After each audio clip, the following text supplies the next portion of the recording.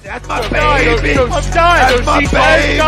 We're going at it at 110%. I just want 5 minutes of happiness, please. Just give me 5 minutes. And they scored. They did it. Left. What the hell was that? Oh, yeah. What the fuck are you talking about?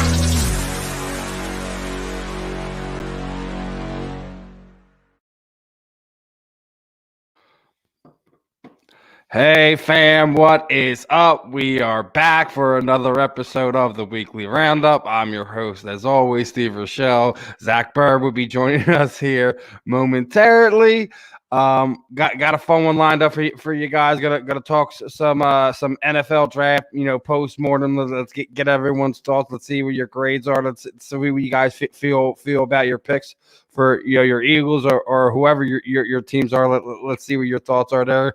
Going to be talking some Phillies baseball. Going to be joined by BKFC fighter and featherweight, Mr. Rusty Crowder, coming off a fresh first round knockout last night. Hopefully he's still going to be able to join us. I know he's he's still trying to get everything packed up and ready to go. We should still be good as far as last I know. Obviously we're going to talk some BKFC 17. We're going to talk some Sixers. Obviously, UFC Fight Night is also going on. We're going to pop in on that as we can. Got actually a lot of fun stuff lined up for you this next week. I want to real quick touch on that real quick before we get into the sponsor reads. Got a couple fun interviews lined up for you guys this week. So guys, make sure to enter what I want to do for this week's giveaway that I'm going to be doing on the 6th. We're going to have a special interview. You guys will find out everything. We're going to want anyone who wants to enter into the giveaway. You'll find out on via the social media pages over the next few days what the giveaway is. Make sure you're donating here into the super chats. We're going to take everyone's name down. We're going to have some fun this week. Again, 2 fun guests that I already have lined up this week. I know, Rachel and Spinning Fire with Rachel Blaze. She has a fun roundtable lined up for the Mother's Day. That should be fun. So that is what's up. Another giveaway, Don. You guys are gonna have some fun with it. You'll see what it is within the next day or so. And Mr. Bird's back, so he'll be getting back in here, giving us his thoughts on everything in a second. So I don't know, Steven. What's up? I don't know anymore. See how I don't know? See? I'm being rejected by my own platform. Real quick before I get too far into it, obviously let's get our sponsor Rita out there. And if you're looking to buy or sell a home, you're looking to change your career or brokerage, contact Alan Foy of Expo Realty LLC at 302-682-8820 or visit him at Alan Foy at exporealty.com. And for our poll question, my friends, want to get everyone's thoughts on the draft. Obviously, was Howie's draft day 2 and 3 a failure? Agree, disagree? Let us know in the chat. All our A2D listeners, YouTube, Instagram, Twitch, Twitter, wherever you're catching us from today. Let's see what I get everyone's thoughts here. Joe Lucas hopping in hard here on YouTube saying we have one outside quarterback. I give this draft a solid D. That's where he's starting off. Had the draft going A+. Devontae will be rookie of the year. 14. That's a bold projection. 1,400. Listen, 13 TDs. Yeah. This whole Reggie Wayne, and Devontae Smith's going to be rookie of the year. Got to pump the brakes on that one a little bit. We don't even know what this offense is going to look like. As far as whether it's going to be.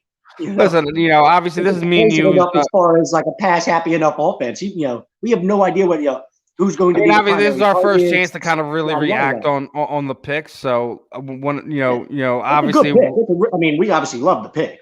But, that's what that if we didn't get Surtain, we were kind of saying you better go get Devontae Smith if he's still available. I think overall, I think I think everyone's happy with one, correct? Everyone's happy with one. No one had problems with day one. I think even universally, everyone had that. Great pick, great move for Philadelphia. We only lost a third to move up to do what we did to the Giants is also even more fun. Anyone who knows me knows I hate the Giants more than I hate the Cowboys. Cowboys is just more of a cultural thing. We just don't like their fans. The real rivals, the Giants, to me. That's just my personal opinion. What is up, Andy? Have a good one, brother. Have a good evening. Hopefully you're relaxing. I know you've been crazy this weekend. Have we ever had a rookie receiver like as the NFL? What's up? What's up? The NFL ever seen a rookie receiver that has had 1,400 yards receiving and 13 touchdowns? Like, that's fucking crazy. Like, no rookie receiver comes in and does that. I mean, Hawk must be the kid from freaking Cobra Kai or something like that. Yeah, I mean, he's a little wired up. Listen, love the pick. Don't get me wrong. Absolutely love it. And I want to get your thoughts on this one. Now, looking at that offense, obviously, we feel how we feel about Jalen Hurts. Now, you have given him a legitimate guy who he has chemistry rapport with, an outside threat, for all intents and purposes. Now, in your opinion, I know we've been really hard on Jalen Reagor, here on A2D, me and you personally. Doesn't this kind of give you a good feel, kind of almost like where the Eagles were like 07, 08, 09 when they had Deshaun, they had Macklin, they had a fairly healthy Donovan. Well, now in this situation, you're going to have a much younger, healthier, less experienced quarterback, but I think you have two really young, healthy wide receivers, and if Reagor can do some more special teams things with returning kicks and stuff like that. I'm good with him not being the number one. I'm good with him even staying in the slot if that's really what he truly wants to do. If that's really what he truly wants to do. But I think I really like what Devontae Smith brings as you're trying to complement the outside pieces, giving the complements within the offense of what you have with your quarterback. Really, honestly. I said it live. What's up, Chuck? Of course, Chucks disagree because we know you love that running back pick, don't you, Chucks? I mean, Chucks was on the show Thursday night, the live draft show that we were doing. And I said then, one of the things I loved about the Devontae Smith pick, and now, as you kind of look, as the draft has played out, right? The center from Alabama, another, it's an interior that he can play guard. He can play both guard positions. He can play center. It's a guy from Alabama that Hurts is supposed to be familiar with, right? A guy that, the offensive line is, big when it comes to picking up pressures, picking up blitz packages, things like that, right? He's got a center / guard, somebody there on the interior offensive line that he's familiar with that, maybe that can help a quarterback, right? Obviously having Devontae Smith will help any quarterback, right? The running back they drafted, Kenny Gainwell, whatever. Yeah. Listen, how can you complain about a guy in a fifth round? Hey, okay, take a shot on a dude. Dude was graded much higher than that, falls to the fifth round. I love the idea of taking flyers on running backs, fourth, fifth, sixth round. Like, that's why I take running back. Especially in the type of offense that we have, too. And you also think about it in the concept of the type of offense he has, the type of player that he has, multi-dimensional, good out of the backfield. He could be a third down back. Yeah. That's a great compliment to what. And then I'm sure that makes you happy. You get less of Boston Scott on the field. That makes you happy. Oh, my God. You want to talk about returning kicks? Boston Scott should be returning my kicks. That's who should be returning my kicks, and he should be my third running back. Outside of that, this has been this hurt us last year. We saw it last year when Sanders went down, and even when he was playing. I mean, the dude. How many open passes did Miles Sanders drop last year? He dropped the big one in the end zone when Carson put that ball on the money. I can't remember the game it was, but I know it would have been a go-ahead touchdown in that game if I remember correctly, somewhere there in the fourth quarter of a game. Maybe that was the Bengals game. One of those games where we were just pulling our hair out early. I know everybody just remembers the drop. They don't really care a fuck about the game, right? But we all remember Sanders being wide open, ball hitting him here as he's falling backwards and just dropping it. That's not going to have to be a concern. Keeping us informed, the Phillies have just tied the game 4-4. So there you go. But yeah, obviously, it's the Jefferson pick from last year. Obviously, yeah, this is what we should have probably gotten last year, and we wouldn't be obviously in this position. But about that? Let's not play hindsight. Let's talk about 21 this year. We're not talking about 20. Jefferson and Smith, I think they're to me, they're both alpha males, right? They're both similar type of receivers. I don't know if putting them on the same field, if that works as well as Devontae Smith getting to go out there and be the guy in an offense, and then we know that Rager's going to be, some type of, we know Rager's not a one, but he's a lot more of a fun piece now to try to work into the offense when you've got to. Yeah, well, no, now right? the Fulgham and all those guys, they just the pressure isn't on Jalen to be the number one now. Now you had Devontae, he's probably going to be the guy that the guy, and everybody Jalen's going to target. Yeah, exactly. I'm not going to be one sitting there. Wide receiving core that can come in and try to be hey, I think I'm better than this guy. We all, none of y'all have a Heisman Trophy. None of y'all would. Were y'all top 10 picks? No. One of you has a mom that holds an umbrella for you on the sideline to shade you from the sun. Listen, homie, that shit ain't exact. God has checked back in. He wanted to let us know something.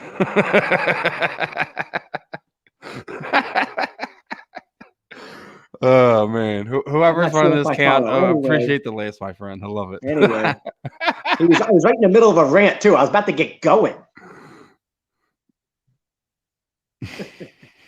So whatever, bro. He's a midget. Boston Scott's a fucking midget. This dude's 5'11" and $195, whatever. What's up, Adam? Jesus Christ. All I'm saying, I got Devontae Smith, who's going to walk in there from day one and insert himself as the alpha male of that wide receiver group, right? But now does your outlook on Jalen Hurts look significantly better at having a guy like Devontae sit there? That all helps a quarterback, but Jalen still has to be able to take the next step and show that he's a much more accurate passer. That even when he makes the right read and when the guy's open, that he can throw the accurate ball. Those were things that he struggled with last year. We saw times when guys were open and Jalen flat out missed them. Mm-hmm. So those are the things that still have to change. Devontae Smith can Burt Crispy somebody every time on a route, but it's not going to matter, if Jalen can't put the ball in the money.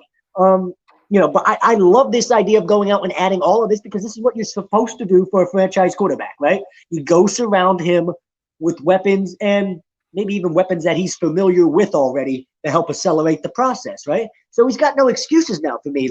I love this because if you want to give the kid a fair shot, which is what we're trying to do this year, we want Jalen Hurts to have a fair shot to prove that he's the franchise guy. You're going to give him every possible,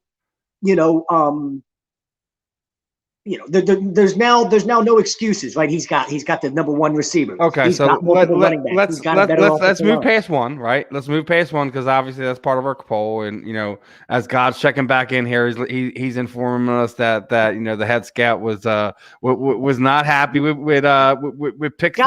God is an idiot, and you know what? Hell, you know what? I'm not religious, so maybe I did think I would say that, but God is an idiot. Okay, how is this?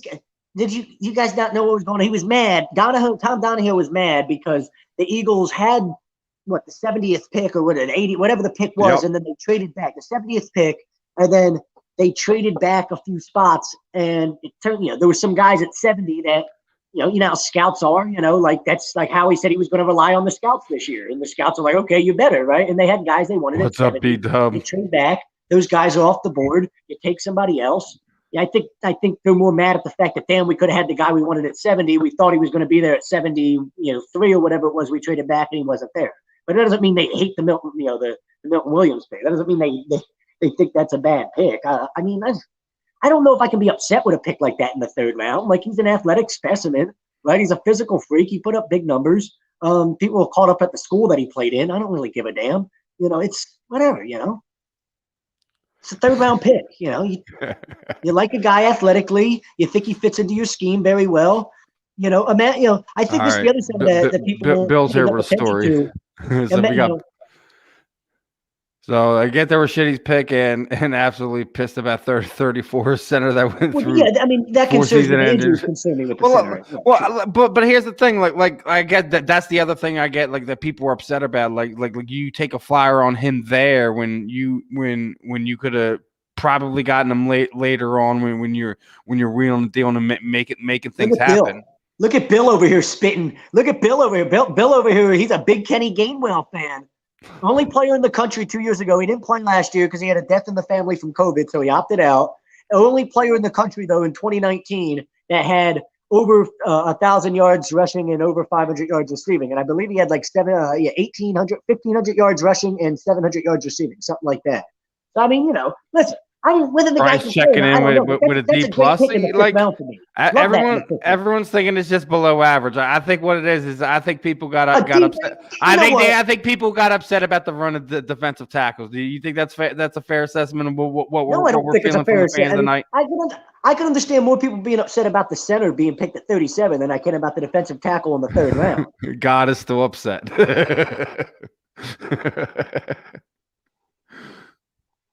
We got a 170-pound skeleton that burnt Crispy's every corner that he goes up against. So it don't matter if you're 170 pounds. You know, Allen Iverson was 150 pounds soaking wet, but it doesn't matter when you're just that damn good, right? So I don't want to hear this. You know, he's 170. What is his game? His game is he's Don likes our picks. Right?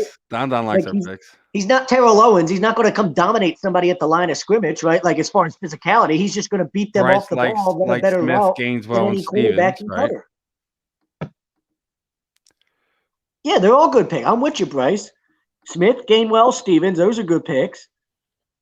So that's 3 of the 7. You gave it a D plus. I'm not even sure how the hell you give it a D plus when you said 3 of the 7 are good picks. Yeah, we missed there, but like here's the thing. Like, hold on there. How many other teams passed on him, and how far did he drop, and for what reason? Obviously, a lot of other teams. Obviously, every team in football seems to feel the same way. The thing I heard getting said, and when you think about it, he's 215 pounds or something like that. And the thing that got pushed around was he's not really a linebacker and he's not really a safety. He kind of plays a little bit of both. And if teams don't really think he can fit in at either one or be dominant at either one, then you're kind of a guy that you could be a good player on my defense, but you don't even really have a true position. I don't know what to do with you. It's hard to pull the trigger on a guy like that, that high in the draft. So he fell. I would have loved him at 37, though. I'm with you, but that doesn't make this a agree, bad Taylor. Pick. He was so happy with that pick, and then I think that's what fans were really shocked about is just the kind of reaction to that. But listen, Howie's a nerd. We all know Howie's a fucking nerd. Okay, it's all right, Bill. We still love you, brother. You can have your long-winded response, Bill. Howie over here fist bumping people over draft picks. Stop being a nerd, okay? And it's just douche nozzling. I want to punch you in the fucking weaselly face of yours. But now Tim over here, he liked pick 1 and pick 2, but I guess he wasn't a fan of the rest. You probably don't even know anything about the rest of them. You couldn't even tell me anything. Honestly, I don't know how you get upset about the running back at all. Like you said, dude, he's rated so much higher than that. So how can you be upset with that? 3rd round pick, and he ends up dropping to the 5th round. That's drafting 101. That's what that is. Now, I think if you want to give him a Howie a hard time, this is why you give Howie a hard time. Is the fact that Ertz still made it on this team, and that they were still asking too high of a price to deal him. You could have, and I think there's the other side of that. When you're trading back and go and get a guy you're making maybe a slight reach on, whatever, however anyone feels on that. Where you could have used Ertz and maybe one of those garbage picks that down in the end that you traded away for the 5th to go up and go get one of these game changers. Listen, I'm on the record. In the 2nd, in the 3rd round. You know what I'm saying? I'm on the record as saying with the 37th pick, I wanted either Asante Samuel Jr. or Joke if he fell that far. Joke, Well, Benjamin wasn't. Who did you want at 70? But I don't think it matters who we wanted at 70. I mean, I don't like it. It doesn't. I think there was a safety there that they wanted, defensive back or something. I think that was the guy that I think was insinuated that Donahue wanted at 70 and ended up getting drafted or something. I've read multiple reports on it. Who do you think the guy we wanted? I think there was a couple of different guys they wanted at 70. And that's why they traded back to 73, because they thought, hey, we've got 3 different guys or so that we like here, 2 different guys we like here. If we trade back a few spots, they'll still be there. We'll get extra draft capital. And it turned out they were wrong. The teams right in front of them took, the 2 guys or the 3 guys that they liked, and therefore they're stuck with maybe their 3rd or 4th option, as opposed to their first 2. But that doesn't make it a bad pick. Just like I don't know if it's enough weapons. I don't think 2 or 3 players, a handful of players is enough weapons on any team in this league anymore. You need still guys that can make a difference on your team at position 2 and 3. We've seen that so many times, for this team over the years, and who knows, we're still hoping that, you still get some development out of Travis Fulgham, I'm not one to hold any reservations on that, but a lot of fans are still saying, are bringing his name up, so gotta have to bring him up today. We know the guy could play a little bit, right? Like we saw, he can play a little bit. He's got new coaching now. A guy in Sirianni. Jalil's hopping in here. He's probably the first one that's given it a solid grading here. I'm not sitting here saying you need to give it an A+ or anything, but to sit here and give it a D+ and act like it was a failure. People are just fucking retarded. I'm sorry. Jay Koch is bringing up a point here, with the run for defensive tackles we also need to realize is Cox has been hurt a lot over the past handful of years. He's been declining. He hasn't been getting the production that he's once used to. Is he on his last leg? Is Cox one of these guys that we have to be concerned with over the next year or two? Well, and we're probably going to try to find a way out of his contract after, this year or so, right? We all kind of know that's going to happen. Yeah, we got a corner later on. Right? And listen, there's still corners out there. There's no reason to sit here and say. I'm with you, Tyler. I'm with you there, but you have to still think of. That's not a reach in the 3rd. And this is what I don't understand about people. That wasn't a reach in the 3rd. I'm concerned about the 4 season-ending injuries, too, for the center in the 2nd round. I am, but he could play 3 different. I wouldn't disagree with you that guy, but this is why I like that whole committee thing with everything they're trying to do down there with what they're doing this draft, and just doesn't work. Listen, they said they were going to go best player available, and it seems like based off everything that we talked about, Brinks, he can be very logical most of a lot of the time with this type of stuff. He's able to sit down and think and be a next level thinker with a lot of things. So it's. Yeah, I don't think there's any reason to not like the draft. To sit here and rip the draft is kind of, Greg had the draft at okay, man. Okay, yeah. I'm good with that. What's that? So that's like a C+, there's a handful right? I was good on. There's some I disagree. I'd rather go elsewhere, etc. But I'm with Greg there. And here's the other thing: I probably would have been in a better position if you go and make that trade for Zach Ertz and go get another guy or 2. Because here you're still dealing with the situation he's here on this team. You're still dealing with that. Say somebody was only offering you a 5th round pick for Zach Ertz. At that point, just keep him and have another weapon for Jalen Hurts to have this year. Now you got 2 good tight ends. You've got a stud wide receiver, right? You've got Quez Watkins and guys like that who. Showed at least a little, something enough last year, where you're at least intrigued by what they can bring you this year. It's, I'm not just giving up Zach Ertz for a 5th round pick or something. And I'm with you, Brinks. Brinks said he didn't say he loved the draft. I'm with you. I'm not saying I love the draft either. I'll give it like a. I said he liked it. I didn't say he loved it. I said he liked it. No. We're with you, Brinks. None of us said that you loved it, but like I said, for me, there's no reason to dislike it. It's a B-, solid B. But that's where I'm at with and I'm here with Bryce. I'm good with them taking him. I'm just not good with where you took him at. But that one pick doesn't ruin the draft for you. I know. I'm not sitting there saying that, but one pick. But remember, all right, and what's his track record on taking guys with red flags? And Sidney Jones isn't here anymore. That didn't work out. Yeah, okay, but now he's playing good. Now he's playing good football somewhere else. Did it have to do with the player, or did that have to do with just the fact that he was in a fucking awful situation here? Seems to a lot to have to do with the situation he was in here, since he's kicking ass in other places. But the bottom line is, you say we took him too early. I mean, if he's ranked out as the best interior offensive lineman in the draft, he could play center, both guard positions. There's some people that think he can play all five line positions. If you can play all 5 line positions, and you're ranked out as arguably the best interior offensive lineman in the draft, I don't think 37 is too high for him. I think other teams around will probably take a chance on him. I'm definitely concerned about the injuries, but again, that doesn't make it a bad pick. And even if we say that one's a bad pick, I'm not. I mean, logic.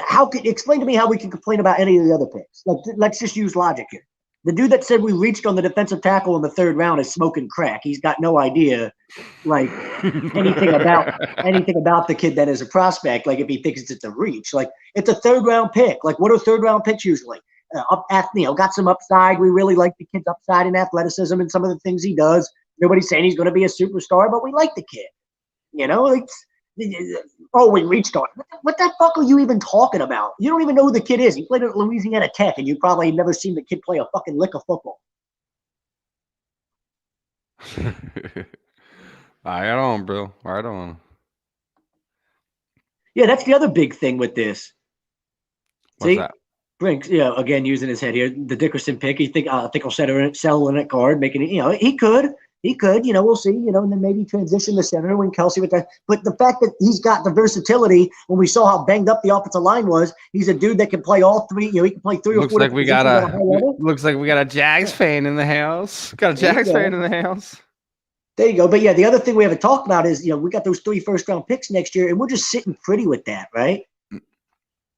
But you can't go from a D+ to a C+. Well, I think you're talking him out of it now. That's what's happening here, Zach. You're talking him down. You're talking him down. He's like, all right. D+ to a C+. I mean, I'm cool with it being a C+. I mean, that's fine. That means we're slightly off on it. But yeah, that's not. I'm with you, man. No. Listen. But you have to remember at the same time. Listen, but is it fair to say, okay, I felt like Howie did a decent job with the draft. That doesn't mean I'm sitting here kissing his ass or I want to give him an extension or anything. I just feel listen, I think this exceeded my expectation. Yes, let us not destroy him completely and be impartial and just give him his slight little win. It's not the dumpster fire that we thought we were gonna be walking into. He made some moves. He's gotten the cap down. To make some things happen. He's gotten draft capital to make this team younger and better at some point in time over the next 2 to 3 seasons. And the 3 first-round picks there, we as much as we call Howie a nerd, he's a complete nerd. Those 3 first-round picks, there's a plan with them, right? They didn't just say, let's wing it with 3 first-round picks next year. And I think it's obvious. Okay, Jalen's going to have a fair shot at proving he's the franchise guy this year. And if he's not, we've got 3 first-round picks next year to go get a franchise guy one way or another, whether we're getting to the top of the draft with those 3 first-round picks, whether we're trading for somebody. God's killing in the chat tonight. God needs to be muted. He's an issue. Anyway. Why is he got to be muted? He's an issue. What's wrong, bro? Over here interrupting people when they're making good fucking points. Good Lord. Yeah, I would have loved Asante Jr. at 37 too. But no, I mean, those 3 first-round picks, right? I think we're going to see a trend that goes forward here that started this offseason where all these quarterbacks that have kind of found a way to find a way out of their current situation and into a better one, that's going to become a thing, just like we saw in the NBA when all that shit, it snowballs. I think we're going to see that. And every offseason now, you're going to find you're going to see quarterbacks that are unhappy in the situation that they're in, find a way to get find a way out the side door of their current situation and into a better one via trade or whatever. And having those 3 first-round picks, I mean, that opens up all those possibilities next year, right? You can trade for somebody. I see what I see to the top of the draft. And if Jalen actually does prove himself to be the guy, now you have 3 more first-round picks to go surround him with even more talent. I mean, we're in a really good situation for next season, and Hex weighing in here now. I think a lot of people feel that we could have gotten Asante Samuel Jr. At 37, and probably still been able to go get Dickerson with that 3rd pick, and that's kind of. I'm guaranteeing I think Dickerson wouldn't have been there in the 3rd round. Like I just guarantee you, there's no way he's making it out of the second round. I don't think he's making it another 10 picks, but I guarantee you he's not making it into the third round.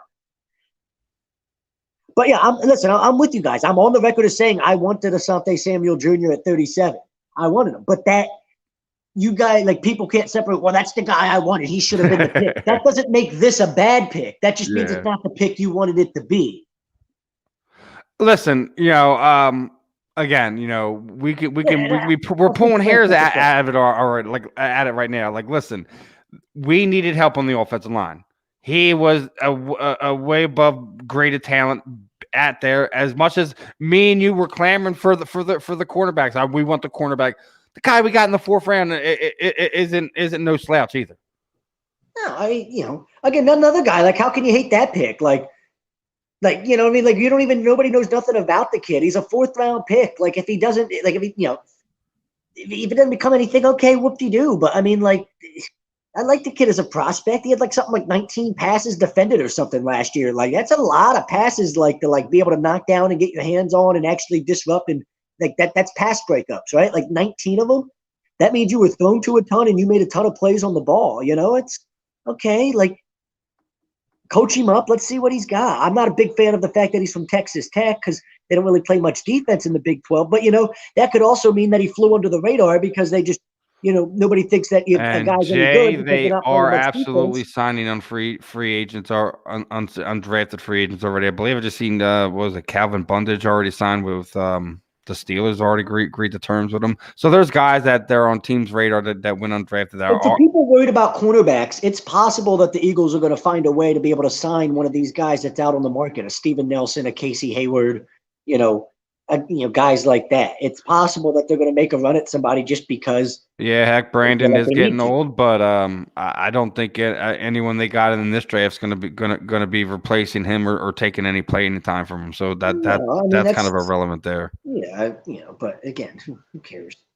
I'm with you. See, Joker Samuel, like that would have. I think, I'm with, like, that would have made the draft like an A or even an A+ for me. But say this kid Dickerson comes out. I mean, how can you complain about when you look at all offensive line situation? Here's my thing with the Dickerson pick. I know people are worried about the injuries. That's my only concern with it.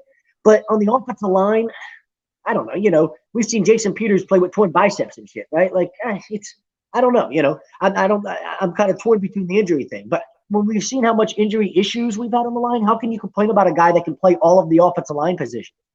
He can play all of them, and he can apparently play center and both guard positions at a very high level. So, hey, that's kind of what we needed, a guy that could do that right now. If he could stay healthy, all of a sudden you're thinking, wow, what a home run pick that might end up being because he can play. I'm with you there, God.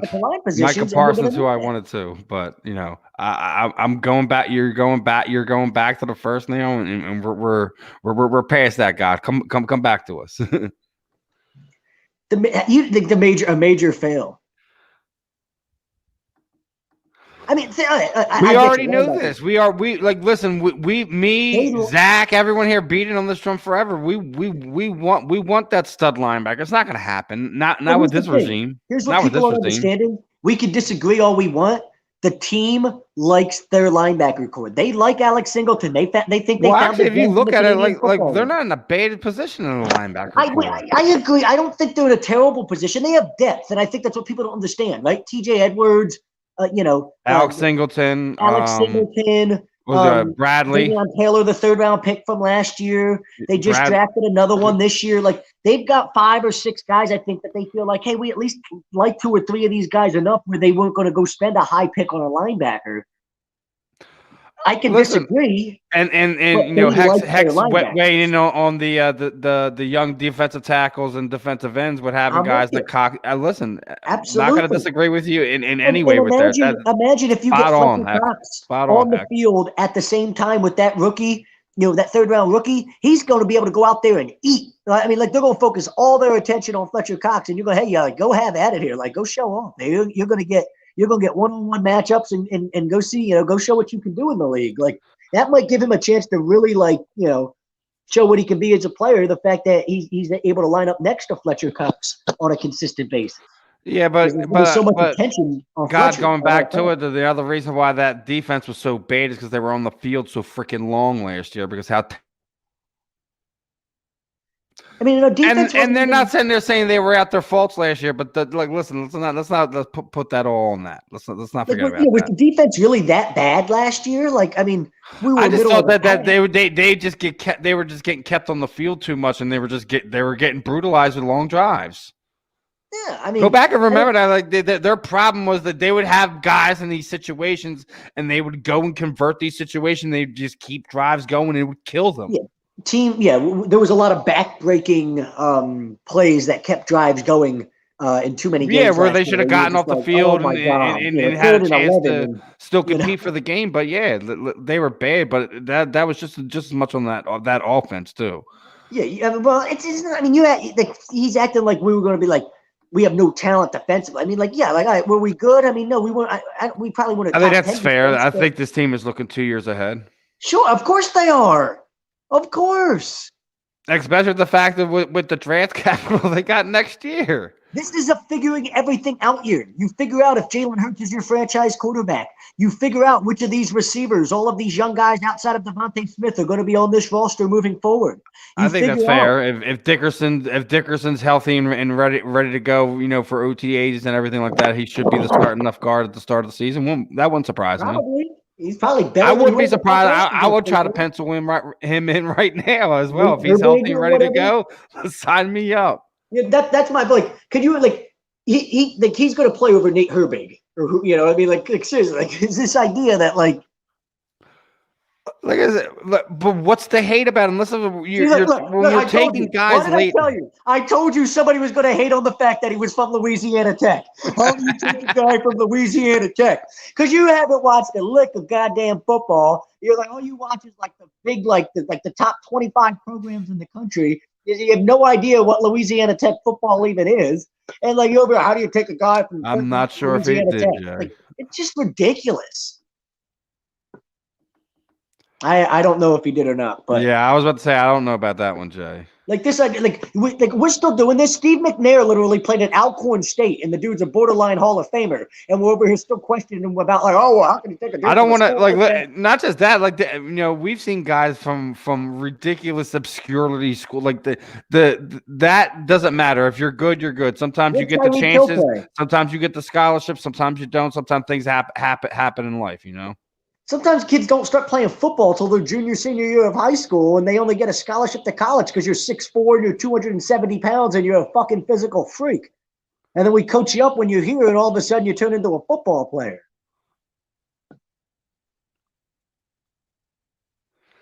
Now that's something we had to talk about. Now we graded our draft. Now Dallas got better. Dallas got better. Yeah, they drafted well the past couple of years. They're just, when you're a mess of an organization and you have a head coach that lives in the cave. We're not judging. We just want your initial grades. That's all we want. Your gut reaction. That's all we want. We're not listen. We already know any grades that we put on this. Did you hate it? Will you meh?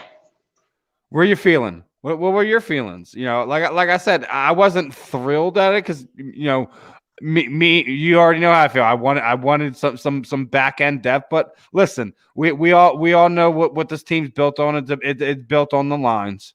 And they're going to continue to build on the line. So we called Howie a nerd all we want. There you go. You got someone backing you up there, Zach.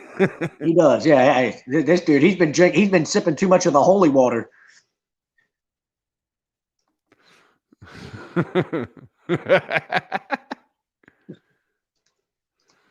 Oh man! I've listened to George Carlin.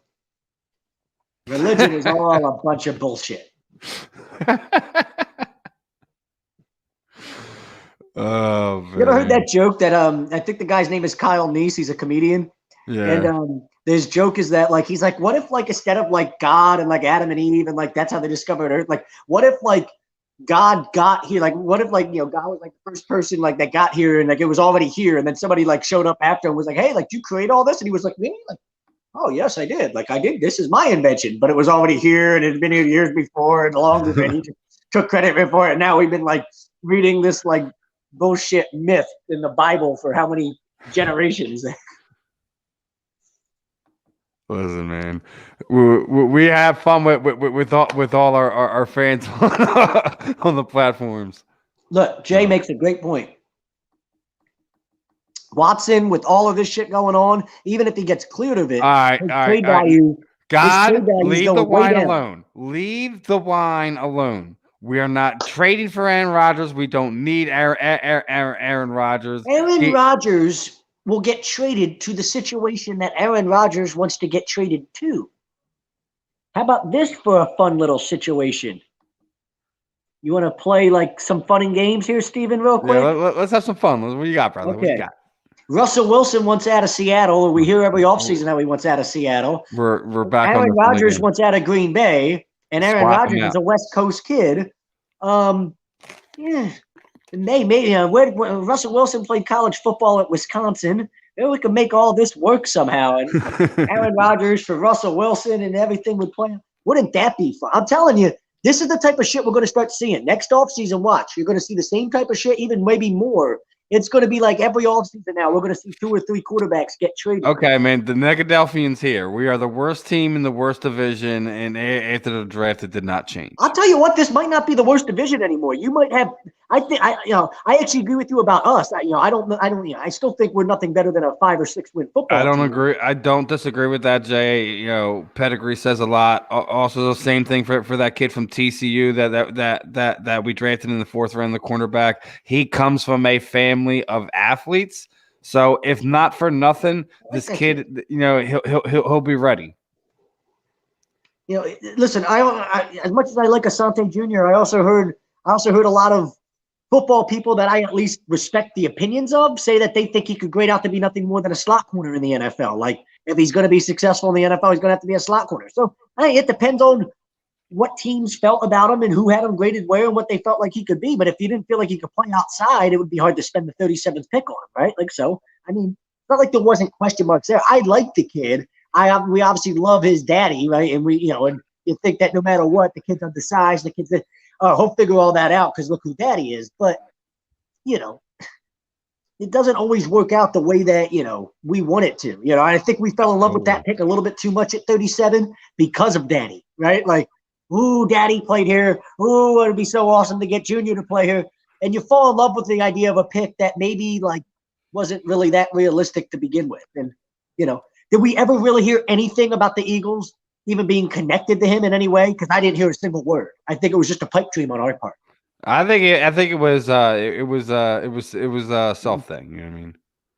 Yeah, I think the rest of the division got better. This is a great point here. Yeah, that's what I said. I already said it. Dallas got better. Dallas got better without a doubt.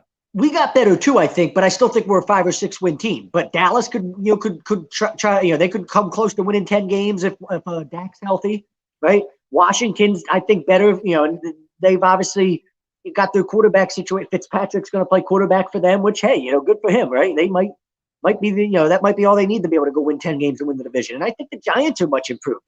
I think all 3 of those teams win at least 8 games. So if you got all 3 of those teams winning 8 games and we're winning, 5 or 6, we're the worst team in the division. I don't know if this is the worst division in football anymore. We still might be one of the worst teams in football, though. That could be true. That all comes down to what Jalen Hurts is. I mean, let's be honest. That's what this comes down to. If Jalen Hurts stinks, we could be the worst team in football. If Jalen Hurts takes that step forward and looks like a guy that, hey, look, we got something here with this kid. All of a sudden, you could win 6, 7, 8 games, right? That's all going to depend on the play you get from the quarterback position. You think that's fair, Steven? Listen, man. Listen, it really is up to Jalen Hurts now. It's his team. It's almost like they say, "Here, kid, everything's there for you." Exactly. Like, listen, you have a good core of tight ends. You have a good core of receivers. You have a good core of running backs. We could have traded Zach and for have extra weapons. And that's just like exactly you have Goddard, Ertz, and you still have Perkins there who catches just about anything. You know what I mean? There's no reason to not say, okay, hey, I'm excited now. I think the one thing you still have to think is the question mark is around the defense is more than anything, and the validity of your offensive line. Is it going to be healthy this year? And the question mark is Jalen Hurts. Can he step up and ascend, or or we're going to see what we think he is? Is he just going to be a Tyrod Taylor, or is he going to be another Kyler Murray type, or is he going to be another mold of that? I don't think he'll ever be Kyler Murray or because Wilson, he's never going to have that guys, arm, but that's besides the point. I'm just saying. But that doesn't mean he can't say he builds his own little niche and becomes Jalen Hurts, and other teams are looking for the next Jalen Hurts sort of thing. You know what I mean? Like, he doesn't have to be one of those guys to be successful, but those guys also, Kyler Murray, Russell Wilson. When did those guys? And I know it's a 4 games with Jalen, right? But I'm gonna go. Listen, Bill. When we go back through it, Bill, you just have to give it a C minus. It has to be in that like middle to mid range, like like we were sitting there saying with Greg earlier. There's no, I have no reason to go below that, because you can't really sit there and say that. Do we like some of them? Do we want other people? Absolutely. Those first 3 picks, if you would have sat there and said we would have had them last week, we probably wouldn't have been happy with them, but we would have said we could get other guys. But when everything boils down, like, listen, he's done way worse with drafts before. He didn't super reach. Yeah, he took some flyers on guys. Yeah, he made some moves to that. That's what you do. I mean, like, what do people think the 4th and 5th rounds of, like, what do people think those rounds of the drafts are? That's all taking flyers on guys. I like this kid. We like something about him. We think he has upside because of this, or this, so we take a flyer on him.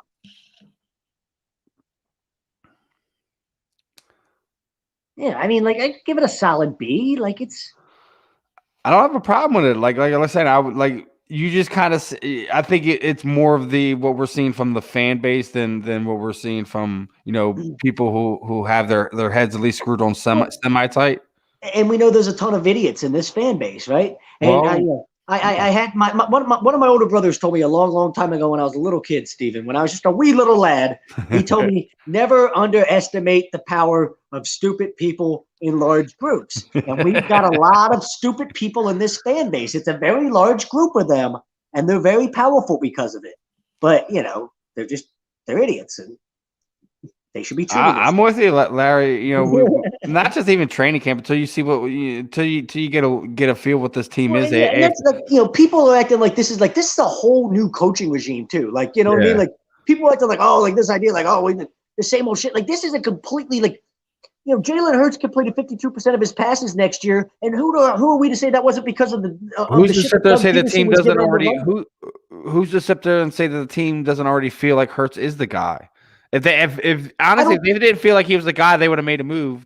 Well, I think they're giving him a fair shake. I understand what he's saying, because the organization made it clear that they were trying to trade up to 3 because they were very interested in Zach Wilson, and they've got 3 first-round picks just sitting there next year in case Jalen Hurts falls flat on his face. So I think the idea is we're going to give him a fair shot. If he plays well, and we all know what that means. I mean, it's not rocket science. If the kid plays well, then, hey, you're the guy. If you don't play well, we have the assets to go get the guy. But they're not going to force themselves to be in a position where they're stuck with Jalen Hurts if he's not good, if he's not the guy for them. But, like, this idea, oh, well, what are they going to do to believe in him? I think his teammates believe in him. They've talked about how much he doesn't leave the building and yada, yada, yada, but the organization has to see substance on the field, right? No matter what, you can't complete 52% of your passes and try to sit there and say, this guy's got it. Well, according to last year, he didn't have it like that. But, that doesn't mean he can't take a huge step forward and become a guy that completes 62% of his passes this year. He's running a completely different offense. Who says Nick Sirianni doesn't figure out, okay, these were all the things that weren't working last year when you were in there. We're not going to do any of that. Let's scrap all of that. We're running all this now. Completely different concept. We're using the backs, the tight ends. We're using running backs and short routes. We don't know what anything is. You go back and watch a little bit of the Colts offense, maybe you get an idea, but it's going to be completely different, as far as just from how they communicate everything and all that, right? Like, even if you see similar plays, like the way it's communicated from Doug and his coaching staff compared to the way it's going to be communicated from this guy, it's just completely different. The practice habits are different, everything. So I can't stand the Negadelphia mindset. These people that don't want to be excited about anything. Like, fuck it. We went out and hired a young dude that's supposed to have, some type of, like, nutty football. Like, he's so excited about football at all times. Okay. Like, good. We're not supposed to be good this year. We all know that. How the hell are the expectations for us to win 5 games and people are still? There you go. I mean, even Jameer's hopping in here. Solid B, not exciting, but good guys. Like again, how are we sitting here? Hour 2, 3, 4 removed from the end of the draft, and sitting here, we're gonna say what this or this isn't is, and Hector Neris just gave up a home run. So of course he did. There's the 5-4 Mets. Jesus Christ! Is Bryce back in the lineup tonight? Huh? Is Bryce back in the lineup today? No. While we're in the middle of going back and forth, I think something happened with Kutch, and they're like he may or may have not went out of the running line or whatever, and they called him out. I guess you seen Bryce on chirping with the umpire on the bench, so obviously he wasn't in the lineup. So obviously after taking 97 to the cheek, he was gonna take a couple days off. Oh, he's a stud. Dude, Bryce is one of those dudes that's like, my dad used to punch me in the face harder than that growing up. Like, we're all good here. Like, you know what I mean? Like, he's one of them old school tough guys. Like, my dad used to kick my ass worse than that when I was growing up. Like, he took that shit like it really was. It was just like somebody just punched him in the face and he walked off the field. Like, even the shiner afterwards, you're like, it just looked like he got punched in the face. Like, it doesn't even look like he got hit by a 97-mile-per-hour fastball. Some dudes are just freaks of nature. They're different specimens, right? Like me and you get hit in the face by a 97-mile-per-hour fastball. We don't have a face no more. Bryce Harper gets hit in the face by a 97-mile-per-hour fastball and like a machine. He's in the dugout the next day arguing with umpires. But I mean, Jay sitting there saying evaluating Hurts would be easy for Sirianni. West Coast offense, quick hitter type. Like, listen, but also the guys he's putting around him is only going to complement the tools that Jalen has. So, like I said, as hard as we were on this team over the last few months, you have to have some type of optimism that they're putting things in place to make sure that this kid can succeed. Yeah, I think as much as we were just reading how the tank is in, I don't think the tank is in. No, they're clearly trying to be as good as they possibly can this year. They just don't really know what their ceiling is, but again, like literally all these people that are over here, like we've been talking about for like a couple months now that the team's probably not going to win more than 5 games this year. And we still have people over here like, this team sucks. This fucking draft. Can't believe we did that. Like, how the hell is the expectations nothing? Like, we have 0 expectations this year, and people are still finding a way to be like negative about less than 0 expectations. Like, there's not any expectations, and people are still trying to find a way to not like. We shouldn't have any expectations on this team at all right now. None, nothing. Like, just enjoy it. Like, it is what it is. One way or another, it is what it is. People can't fucking like. They're not happy unless they're unhappy. It's like watching an old married couple. So yeah, we made another signing. Apparently, just signed a wide receiver. So we do this every year. This kid probably played in like Cherry Hill, and like he's like 6'4" and like 205, and he's you got some dude that was the high school equipment manager at Cherry Hill West that was there with them. That's like, he's a freak of nature, and I saw him in high school and local kid, and he's going to be the next big thing. Like, what was the we've done this like 5 straight off seasons now, Steven. Who was the one kid that was the local kid from Palmyra, or wherever the fuck it was in South Jersey? That they the running back is a lifelong Eagles fan. I think isn't the cornerback like Cox's nephew or something like that. So I mean, we have there's connections. Cox's cousin, yeah. I mean, you can't go wrong there. They got good bloodlines, right? Right. It's like, how do you know this kid's a good football player? Well, I know Fletcher Cox is a pretty good fucking football player, and I know if it's Fletcher's cousin, like the bloodlines there are pretty damn good. He damn sure is like, seems like he's got the right mindset and personality and all that for this city. Fletcher's clearly taught him about, hey, this is what it's going to be like to come play here. He's already got an Eagles jersey and shit. He has weapons. Are we going to go back over this, guys? He has weapons. Relax. That's what they just did, asshole. Oh, I'm sorry, Ed. That was kind of fucked up. Thanks for tuning in, Edward. I'm sorry. I didn't mean to call you an asshole. You got to tone it down a little bit there, brother. You're going right after the throat.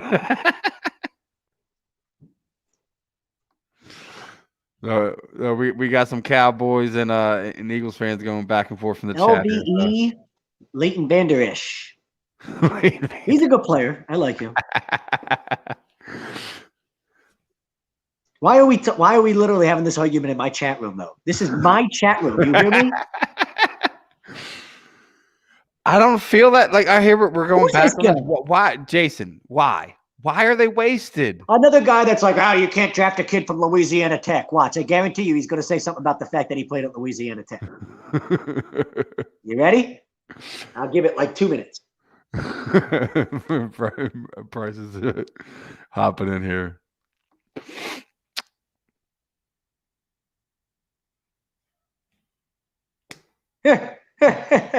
Rex MacArthur seems to agree with that comment.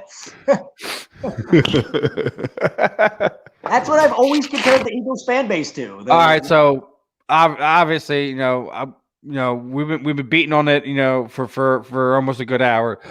We're gonna get a little Phillies talk before we get back. I know the comments are gonna be dominated by the football. People are too fired up about the draft one way or another to sit here and worry about the fact that Hector Neris just gave up a go ahead. No, I seen him come in. It was a tie game. I'm like, why are we doing this? And in the back of my head, I'm like, this is not good. This is not good. And then he gives up the home run. I'm like, I want that Alvarado kid to be the closer. He's fiery. Could throw 100, and then he challenges dudes to fights on the field. Like, that's what I need in the back of my bullpen. So everyone wants to know he's giving it a solid B, but outside of Smith, who do you? I already said, how do you not like the cornerback? How do you not like the running back? Yeah, the cornerback. Yeah, the cornerback in the fourth round. I think he's like the second highest PPF grade out of the corners. Kenneth Gainwell. I mean, Kenny Gainwell is a guy that's a second round pick. If he doesn't, just right there, there's your exceptions right there. Like even if you weren't fan of the defensive ends, you weren't fan of them. That's fine. And I actually like the third round pick. I think he's going to be a stud, but that's fine. I mean, I understand people's. I think if you're worried because he played at Louisiana Tech, I think you're an idiot. But if you're worried because you're just worried about him as a prospect, okay, that's fair. But the fourth round pick, I feel like, you're taking a chance on a kid in the fourth round that grades out much better than that. That's drafting 101. You think the kid was a much higher prospect than, all right. I'll argue 1 point. Your third rounder necessarily doesn't have to be a starter. That could be your red flag, your project, somebody who fell, whatever. Go find me a draft. Even the Ravens, the Ravens are the best drafted team in football. Like nobody fucking sits there and finds guys that oh yeah, all 5 of my first 5 picks in the draft were all guys that ended up being impact players. Like, are you that's fucking ridiculous? Like, if you find 2 or 3 impact players in every draft, you're kicking ass. You know what I mean? Like that's just the bottom line, and most teams don't do that. Matter of fact, there's only 1 or 2 teams I can think about that do that. It seems like every year.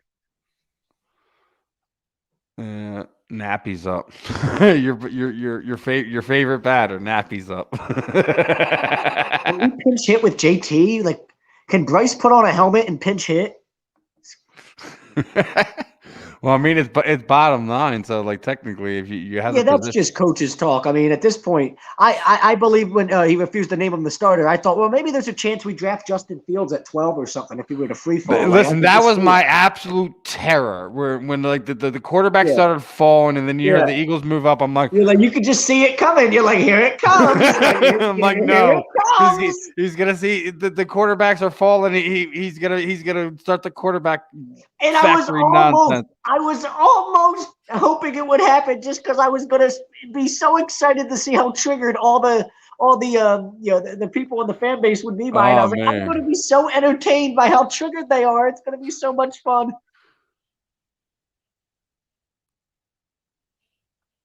Yeah, I mean, you got to wait 2 or 3 years to grade it, but it's just, drafting 101 type of stuff in a draft like this, right? The 5th round pick, you've got a running back that's graded out as a top 60 prospect, and you take him with the 150th pick or something stupid. You know what I mean? That's drafting 101. That's how you draft, and that's how you build solid football teams. You don't overthink it, and hey, he's the best player available on the board right now. You do it.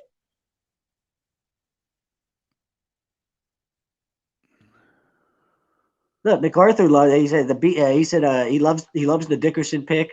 You think with a healthy dick? Okay, well now you're kind of. He said if we have a healthy dick, we can swing that shit around.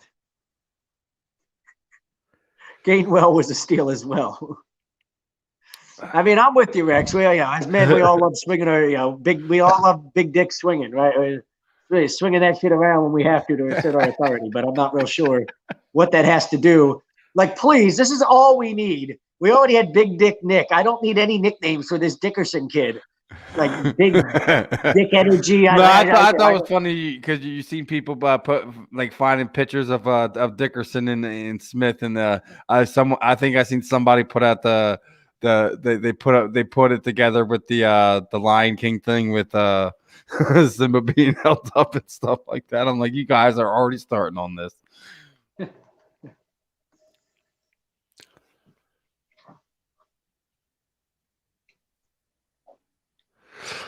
We ain't trying to help that boy do nothing. Yeah, we don't even like Howie, but you can't sit here. See, this is the problem with people with this. Listen. All right, let me explain to you. I will rock a Fire Howie jersey all damn season long. Let me explain that to you. That doesn't mean you cannot give him credit where it's due. He made a mess. He's for the most part cleaned most of it up. He still has a ways to go.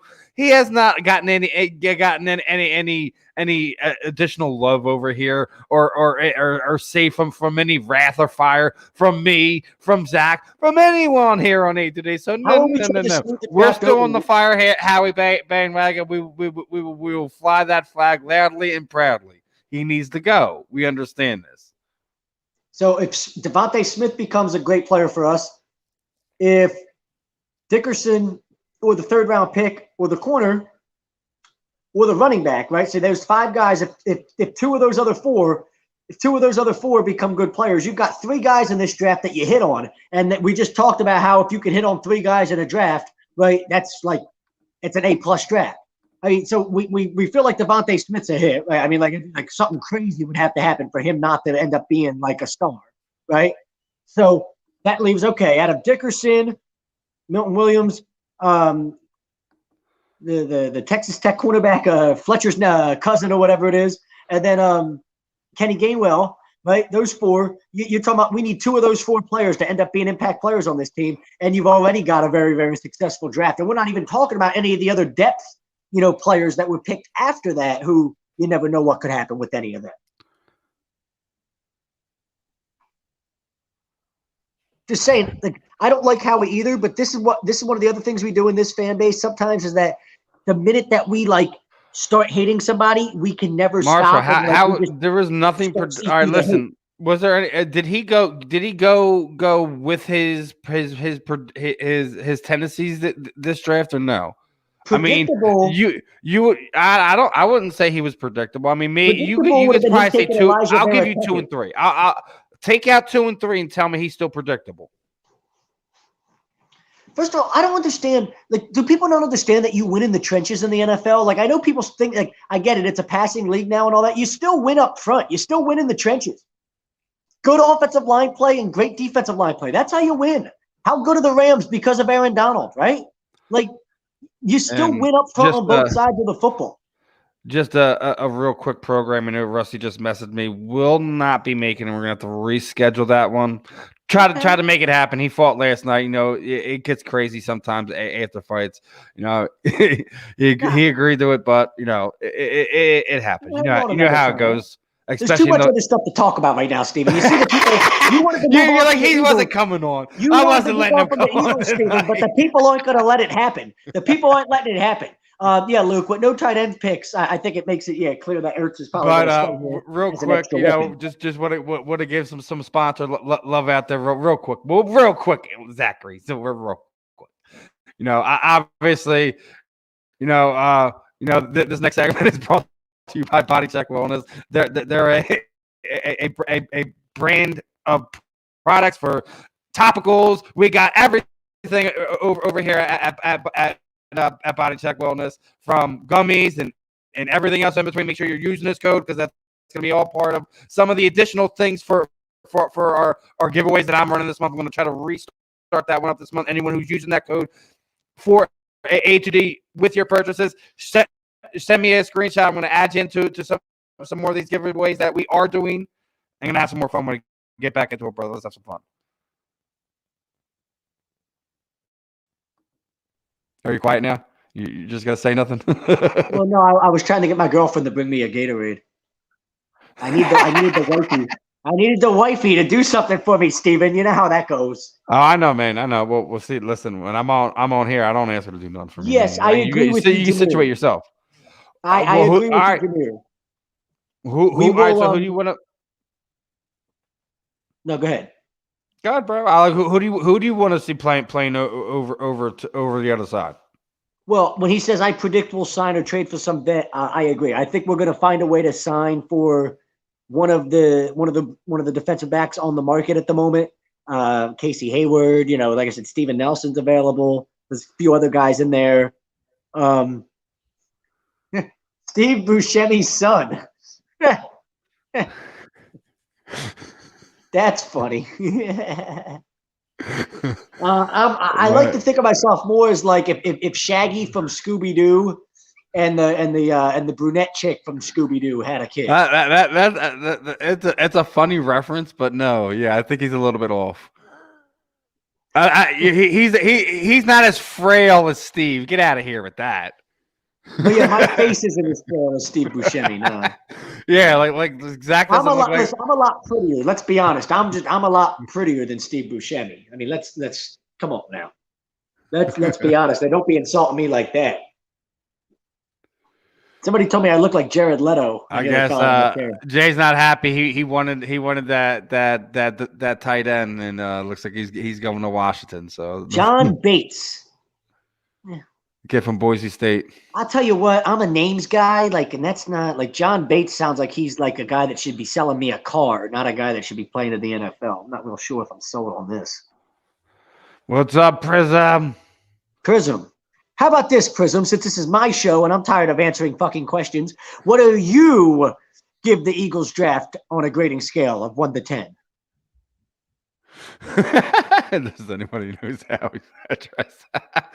I'm sure that thing is not listed for obvious Anybody that calls themselves the Madden Playbook King should be blocked from fucking following everything on social media. You're in rare form tonight, brother. Rare form. I mean, I feel like we've got a bunch of 12-year-olds that tune in to watch my Jesus Christ! But yes, the Phils choked that one up. Hector Neris blew that game after they were down 4-2 most of that game, so they lose it 5-4. Wop wop wop. Yeah, I mean, obviously, Jesse. It seems like they, but see, this is the thing with the NFL. I was arguing with a buddy for months and months. Kept trying to tell me that it's going to be a 5 to 6 year. Like the NFL, that's not how the NFL is. You can get good again in the NFL in 2 to 3 years if you do everything right. That's the plan. Right? That you draft a young quarterback, you got 5 years on a rookie contract, you try to surround him with as much talent as possible, and you're good in 3 years. I mean, literally the 49ers did it with Kyle Shanahan and went to a Super Bowl. The Rams did it with McVay. I'll say this one. Baldy's a little bit of homer on the offensive linemen. I don't think he was the best lineman in the draft. But he was one of the top prospect of offensive I think Baldy said he was the best interior offensive lineman. You heard that wrong. Interior offensive lineman, meaning he can play guard and center at a very high level. And the other thing is, you never know. He could be the guy they're actually grooming to replace Kelsey and not actually play guard, too. I think that's part of it. And people don't realize, you don't draft the center in the second round. I mean, the center is literally he's the most important part of the quarterback's communication process when it comes to, pointing out who's blocking who in these blitz packages and all that. The center is extremely important. I guess the Dolphin fans aren't happy. What's going on? You're on tank for 2021. I don't know what he's getting at here.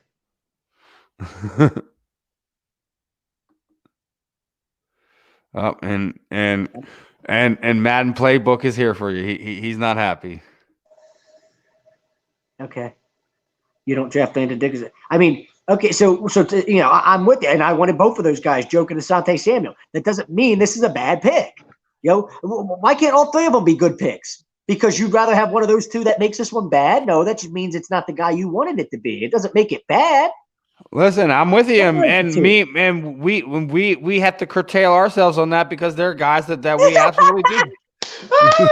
I'm about to lose my mind with this guy. I'm about to lose my shit. Go ahead, bro. We got two good players out of our 53-man roster. Is this guy smoking crack? All right, well, all right. Lane Johnson's 1. Fletcher Cox is 2. And you're saying that's it? Yeah, he's saying we only got 2 good players. I'm sorry, I have to disagree with you, sir. He said Devontae Smith was one of them, so we already proved his theory wrong. Well, when you had, and then I didn't mention the other Pro Bowler that's already on the roster. So, or no, there's 2 more other Pro Bowlers on the roster. Let me stop myself. Yeah, Slay and Brandon Graham, Fletcher Cox, Brandon Graham, Lane Johnson. Stop, relax, buddy, relax.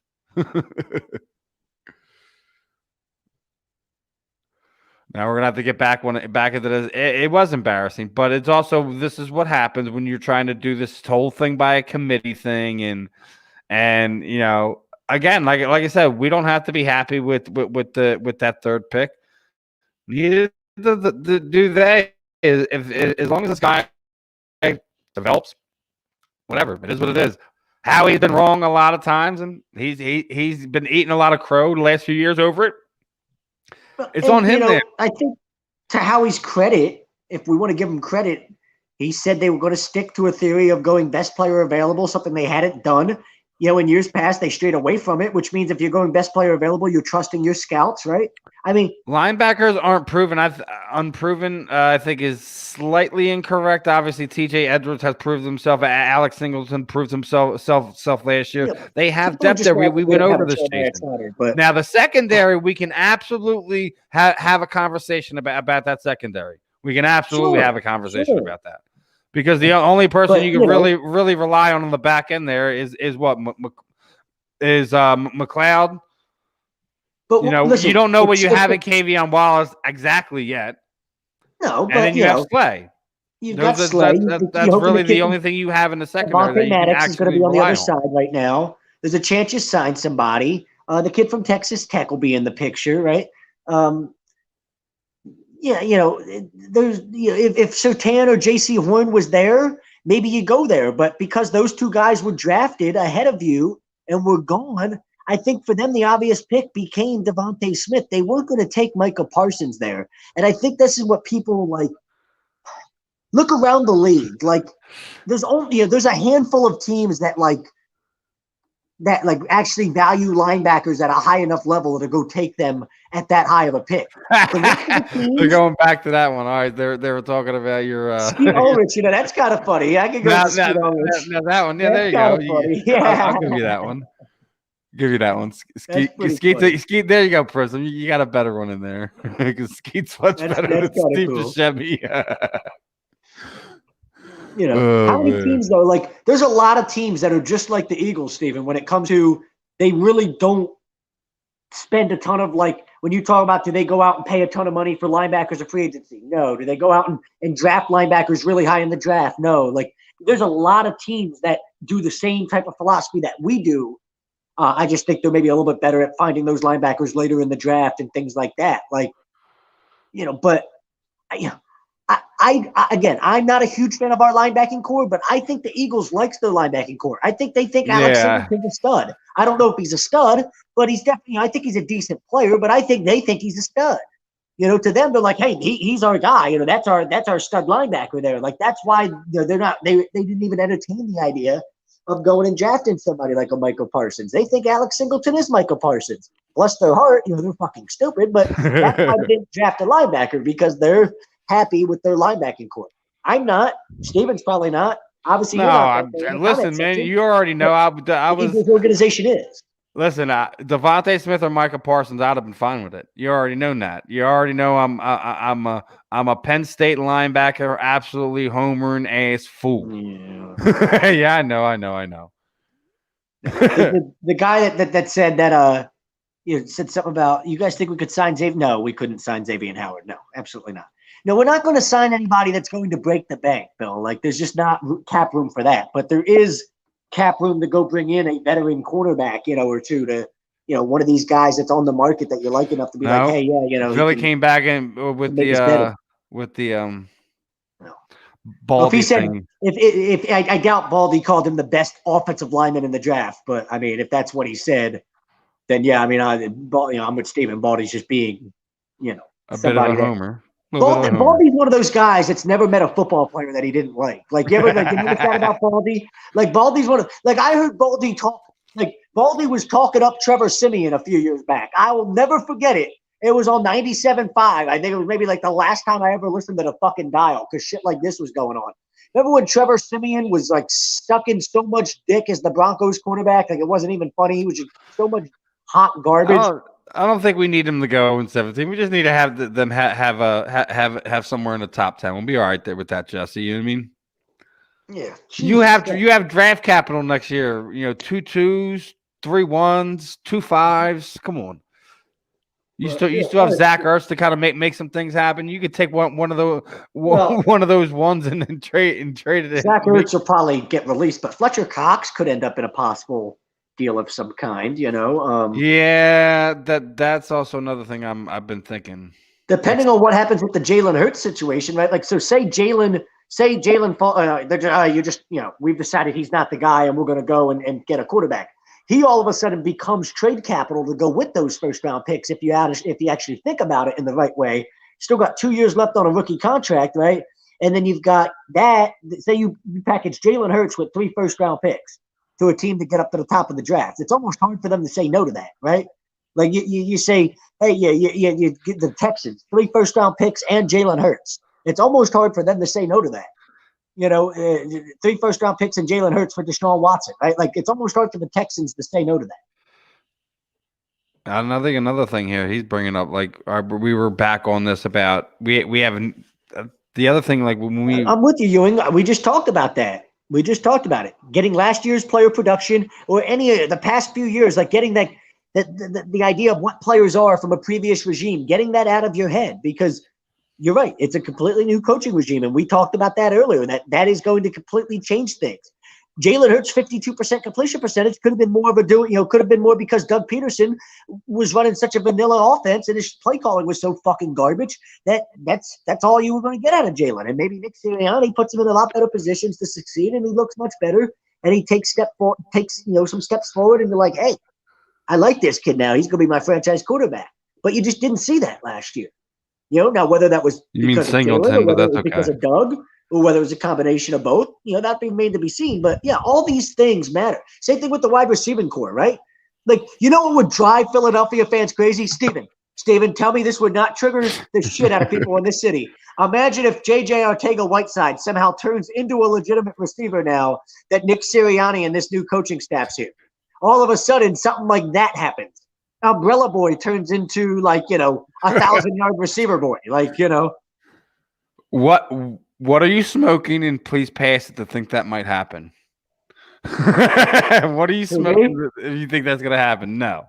Nick Sirianni is not the fucking wide receiver whisperer, brother. Stop.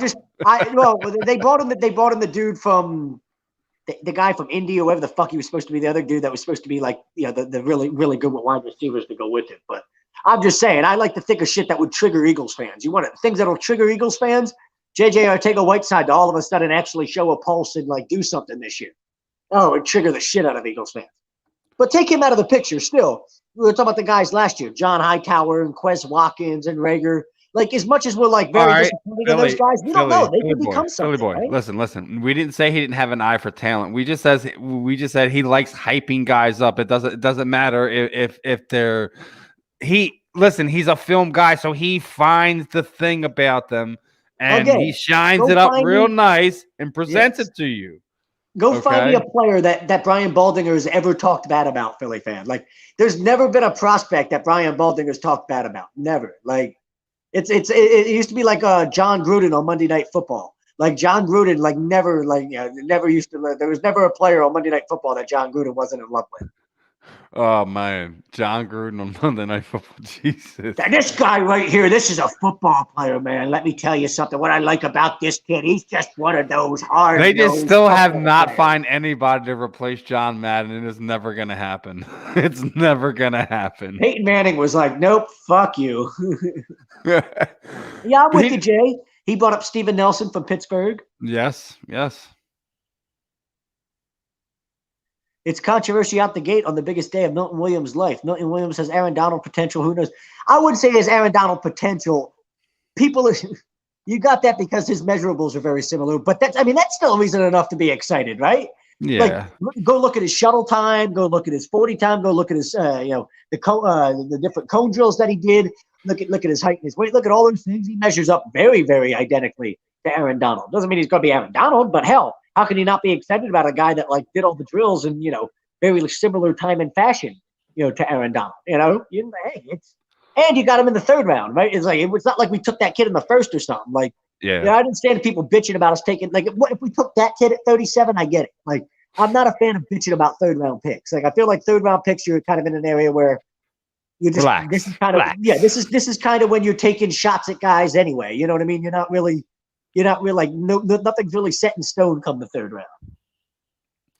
I mean, listen, when you're at that point in the draft, that's when you're looking for the guys that had upsides or from these smaller schools that maybe not everyone has had a chance to see in things of that nature. So if you find a star in the third round, that means that you hit that was a hidden talent. You found a gem in the draft. Oh, you third round superstar. Great, good for you. That's but you're not expecting that, right? This dude doesn't have to ever be anything special. If he's just a solid rotational defensive tackle piece for 5 or 6 years, it's a solid pick. Absolutely. Anything else with some of the later picks that you're looking for that you liked? I guess we already talked about the kid from TCU. We already talked about the running back from Memphis. Is there anyone that obviously you liked the third round? Obviously that's the one everyone is still kind of hating on. But what is your kind of? I'm not saying I love. I'm just saying I don't. No, I didn't say you say you loved it. Let me rephrase that you didn't hate it. I think the kid has a chance to be a stud. But he could also be a bust. But my point is, there's no reason to hate on this pick at the moment. It's a solid pick at that point in the draft. Now, Jason, I will wholeheartedly agree with you. I don't think he should be a part of the draft process moving forward, man. You should have some other people. Let's be honest, that's not going to happen, Jason. You want to talk about beating a dead horse? I mean, I know. That's what that is. We've had that chance. If it would have happened, we had a guy in the building that we thought, and John Dorsey, that we thought, all right, that's going to be the guy, and they let him go. He's out the building. He's somebody else's GM now. Now, I think it was probably the one thing I think that Nick Sirianni should really, really, really help this team with is consistency and some stuff with the play calling. I mean, still to this day, don't you think the fact that we the greatest part of the Super Bowl is something that Nick Foles came up on a whim, hey, let's do Philly. That had to be something they came up with. Doug was going to do some type of stupid QB read option where Nick Foles is going to get tackled at the 3-yard line. It just would have been something really stupid. Andy Reid would have caught a shovel pass in his old Eagles days in that play. The old Andy shovel pass from the 3. Yeah, quarterback Reid with the shovel out in the flat. Oh my God! And the worst part when he would do it, it would be to Deuce, not to Brian. Yeah, he never throw it to Westbrook. He'd always throw it to Buckhalter or Deuce. Get the fuck out of here. Why him? Why him? I have no idea. That play used to work so much too. I have no idea how we made that play work so fucking well. The most ridiculous thing. The offensive lineman, man. We already know how it was. It's because Donovan's over here getting credit for touchdown passes that he literally handed off to the running back, and we're just it's hard to throw interceptions. You're gonna have a great TD to interception ratio when you're throwing shovel passes from the 3-yard line. Like I said, He said he was a lifelong Eagle fan. You know what I mean? Well, he's the one that's Fletcher Cox's cousin. So Now, what are your thoughts on the? Oh, I forgot to ask you about this. Everyone doing the number jockeying now. Apparently Darius Slay's gonna wear 2 next season. Huh? I mean, I've loved that idea forever. I've always thought it's stupid that the NFL has this idea that, like, I think part of what made college football fun is the fact that Doug Flutie wore number 28. You know what I mean? Like, that's like Doug Flutie was a college quarterback that wore number 28. Like, that's what made college football so much fun. Even to this day, you got the punter, the old number 99 punter. I gotta love the 350-pound defensive tackle that wears number 1. You fucking love it. Like, it just plays in. It's like it's part of the fun. Like, but the NFL's the no fun league, right? So they can't be a part of any of the fun. Now, finally, you're like, oh, knock yourself out. It's a fucking number. If you want to wear number 00, knock yourself the fuck out, Gilbert Arenas. Like, I don't give a fuck. Like, it really is a dumb concept that's taken until 2021 for this to be the case. In all other levels of football, high school, public, like all that, like there's no numbers dedicated to players, right? It's like be whatever number you want to be at any position. Like, who gives a fuck? But like Tom Brady to come out and bitch, of course, Tom Brady of all people, of course, he was going to complain. Well, now it's going to be harder for me to recognize who the edge rusher is. If I see a number 7, I'm going to be so confused. Shut up. Really? You're going to be confused because somebody on the other side of the field is... Go mouth kiss your son again. Just stop it, dude.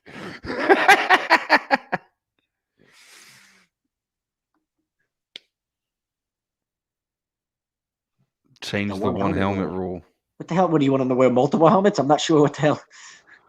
Oh, you want them to have alternate? Oh, yeah, I see. You want them to have like 7 different jerseys and 7 different helmet combinations. Oh, okay. Well, I mean, I want to see the green pants and the black jerseys back. I don't know about you.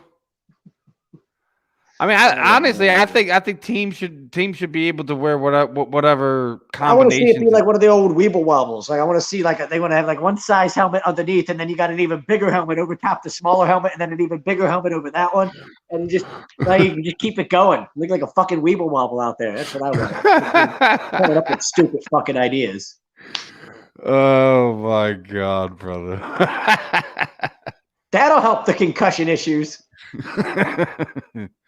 I guess we're killing Jay right now. Looks like most of the fans kind of calmed down. I think we caught up on all our comments and questions, man. People are all out. Old school's all I buy. Yeah. Well, I mean, if his Avies is of scrambling Randall, you gotta believe him. What do you consider old school? Because these kids. I know, yeah, you're talking about the putting the leather one on, right? You know what I mean? Yeah, what's old school like? Now, I actually wanted to see. Did you happen to catch any of the bare knuckle boxing last night, bro? I didn't. Damn you! You were too busy entertaining an 8-year-old. Oh, I understand how that goes. Adulting life is fun. We were practicing parenting. It was awesome. Yeah, there were some fun ones last night. Obviously, Rusty didn't make it on. He had a first round TKO. I think it was just a minute in. Who else? Ryan Jones obviously was on Rachel's show leading up to his fight. He was winning the fight. He had gotten cut.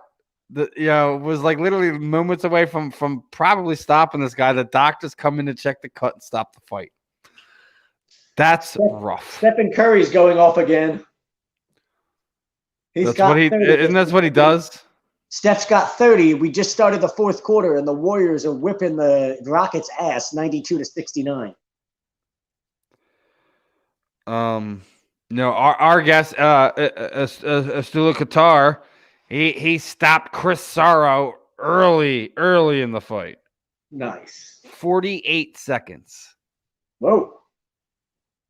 So he made quick work of Chris Sarro. Was really surprised. I wasn't surprised on the result. Just Chris is a tough dude, man. I was surprised he got him out of there that fast.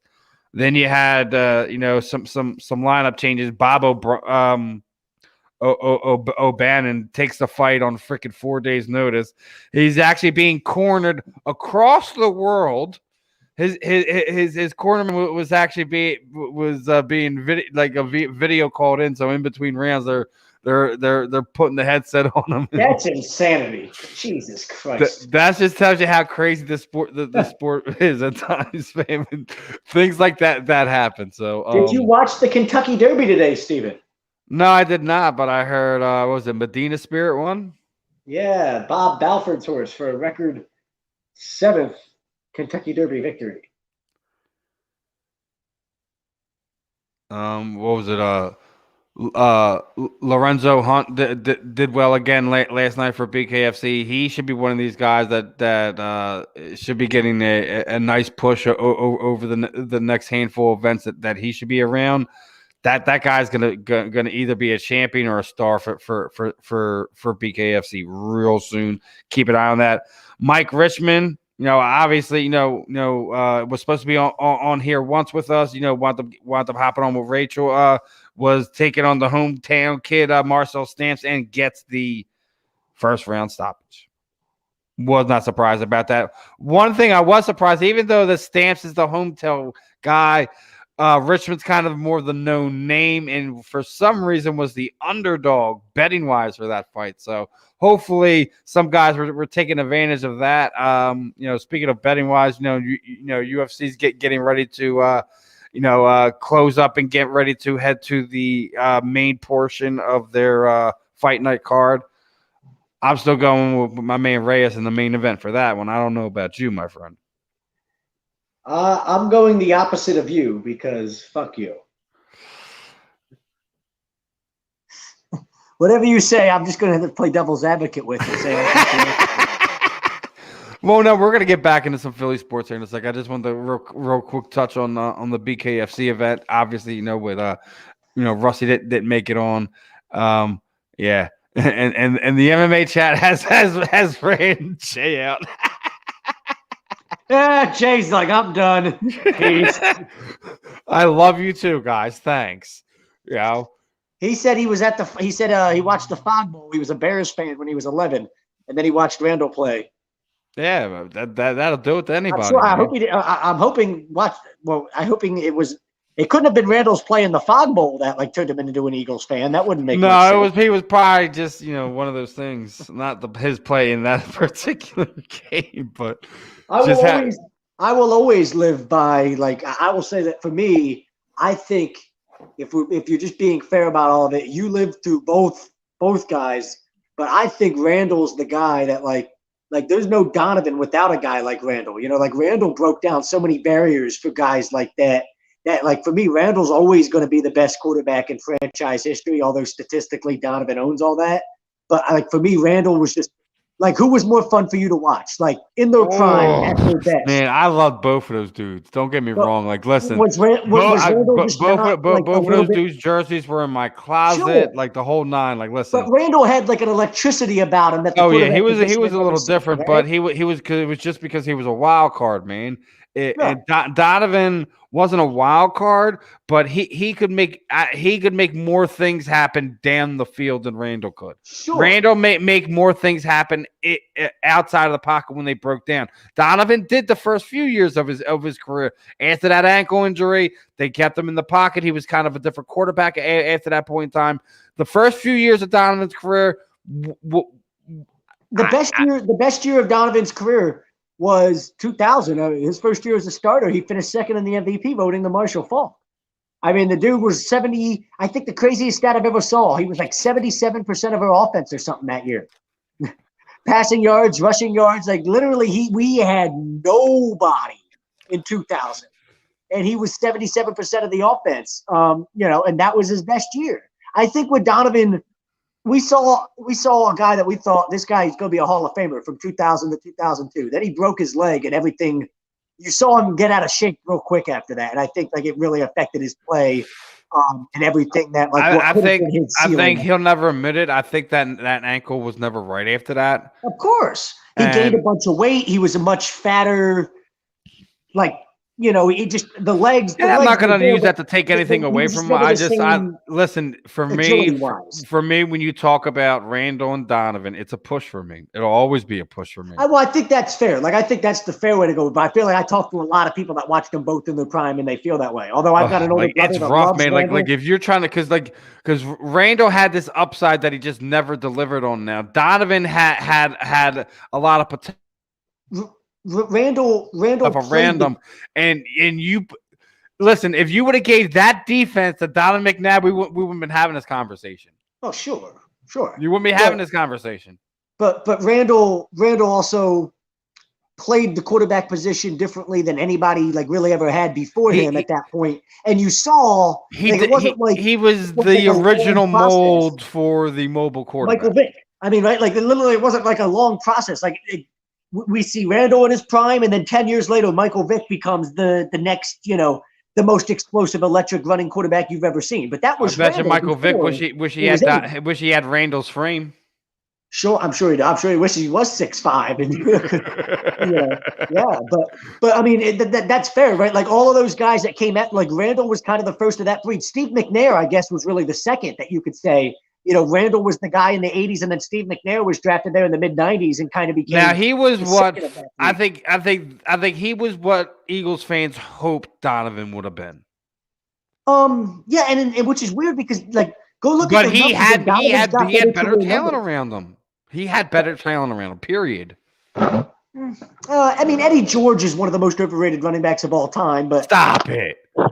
Me and you about to fight. Eddie George, about to fight, Mr. Burr. Hold on. Eddie George is a Philly guy, but Eddie George didn't even average 4 yards a carry for his career, bro. Yeah, but he didn't play outside of the tackles. He was one of your last few bruisers, man. Are you serious? Yeah, he had Eddie George, which is still better. Like, listen, I don't get wrapped up on yards per carry. I get wrapped up on productivity, man. He carried chains. He carried that team. He listen. It was the Eddie George and freaking Steve McNair show. Yeah, I don't know if it was. God, Donovan had a better offensive line. Donovan had better tight ends. Donovan had better offensive play calling and stuff like that. But Donovan ended up having the better career. Like better tight ends. Listen, I love Chad Lewis, but better tight ends. Are you crazy? I mean, we always seem to have 2 or 3 guys at the tight end position. None of them were ever like special, but we always seem to have 2 or 3 guys that can make plays from that position. I mean, let's not even mention LJ Smith. Let's forget about that. I mean, if anything, obviously, I fucking hate LJ Smith. Like, I every time I see LJ Smith, I want to punch him in his mouth. But like seriously, like he was a Pro Bowler, and that dude cost us so many games. People don't even understand it. I don't. But I mean, he was one of Donovan's favorite targets on that Super Bowl team. Yeah, and his NFL IQ was lower than my son's. Yeah, well, so was a lot of people's NFL. I guess my problem with LJ Smith was he just wasn't good. Like, but yeah, you got Randall Marcos is going in there right now for UFC. Push it right up again. Here's the difference, though. You can name the Eagles tight ends during that time. You can't name me a Titans tight end outside of Frank Wycheck, who retired or left after like 1999. I know not what of you speak. You can't name you name me 2 Titans players from that era. You can name me 2, Steve McNair and Eddie George, and you couldn't name me a goddamn third. Maybe Kevin Dyson. Damn it, you stole it from me. I was about to run it down your third. I'm like Kevin. But like Kevin Dyson, we had the Kevin Dyson. His name was Todd Pinkston. I mean, Kevin Dyson wasn't any good. He was like the same as what we fucking had here. We were both punching the fucking wall for like legitimate receivers. Well, no, like listen, and the tight end it didn't really change until Brent Selleck came here. Brent Selleck was the stability that really started pushing the need of having that multi-level tight end who can catch, block, the whole nine. Brent Selleck, like, how sad is it that Brent Selleck's the best tight end in the history of this organization? I don't know if that's even fair too, because we had you got to go way back, but we did have some. I don't know. Early Listen, a lot of people love Keith Jackson, man. A lot of people love Keith Jackson. We did have some early tight ends, but yeah. I don't think that any of them were any good or really productive for more than a season or two. Pete Host, so what is his name? Pete Host, isn't he a Hall of Famer? Wasn't he a tight end? Big Pete's in the house. What's up, Bam?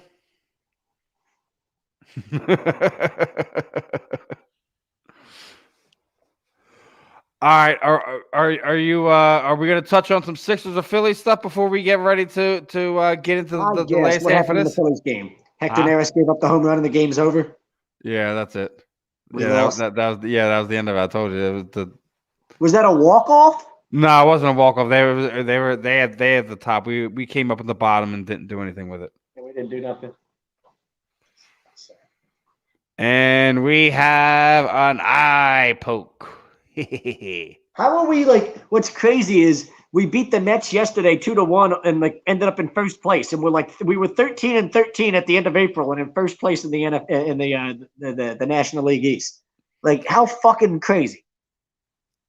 I gotta ask you, are you going back on that win number, brother? No, you know what? I'll stick with it because you're a fraud if you don't, right? But no, you gotta listen. You can gauge it and be like, I'm off. I mean, listen. First of all, I think it's going to take. I still think teams are going to get hot here, right? And we're going to have to be one of the teams that gets hot. But great, this means that we haven't won back-to-back games since April 4th.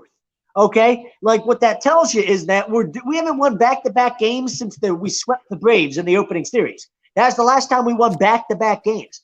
So we're gonna get hot here at some point, and we're gonna find our footing, and we're gonna find a way to go reel off 10, 11 in a row or something, and all of a sudden we're gonna feel like a really hot baseball team. My concern for the rest of the league is if this team gets hot, because I feel like we're the type of team that if you get hot, when Bryce Harper's hot, yeah, right. When Reese Hoskins is hot, golden, he's white. He's red hot, right? You get this team on a little bit of a winning streak where they're smelling themselves, and I think that's the last thing you want this team to be come midsummer. Listen, we already know if they make a move and do anything with some middle relief and a new starter for 4 and 5, this team is trouble. Solid. But Pete wants to weigh in with the poll. Obviously he's just chilling it out tonight. He said, can't agree to disagree. See, this is where I kind of felt where I was in the poll. I wanted to see where everyone was feeling.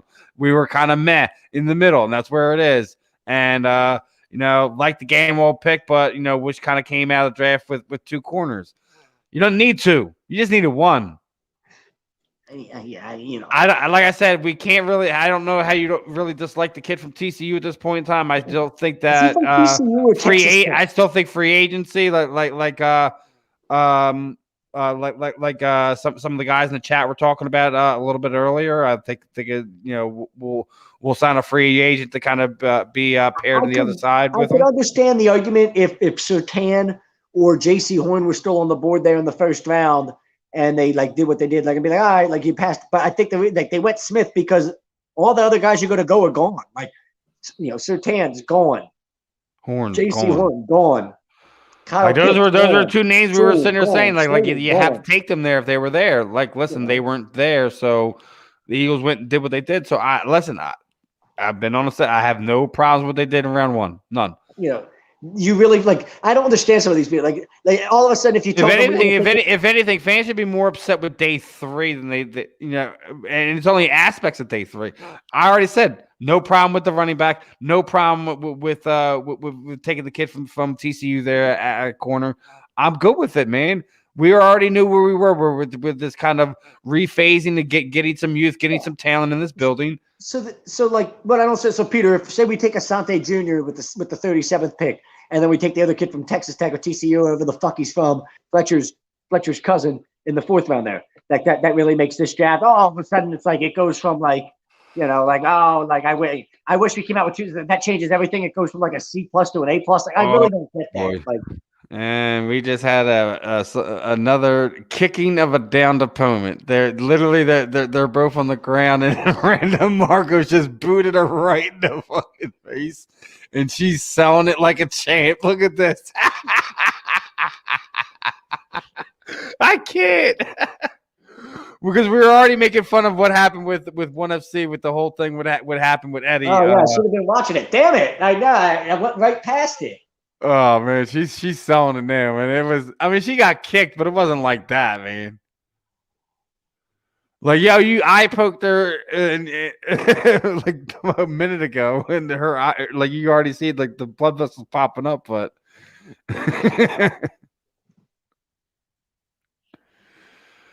The things that happen in combat. Get up! Quit being a pussy.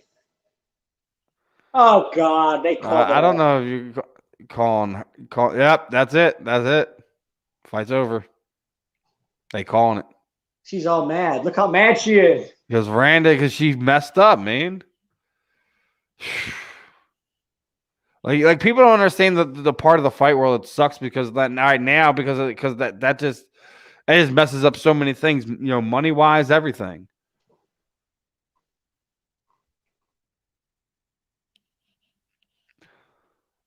And then you don't ever want to fight the end like that.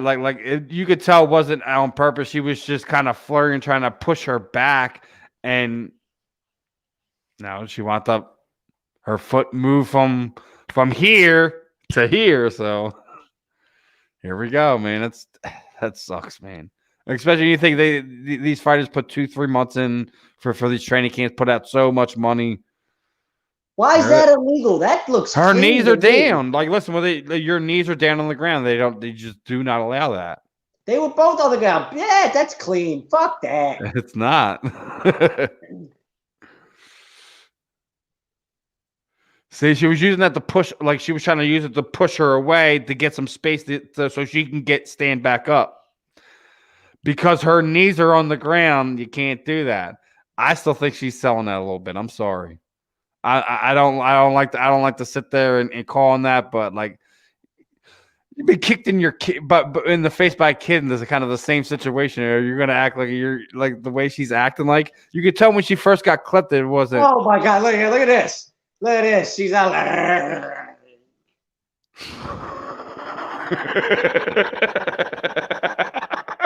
There's somebody helped her up off the mat.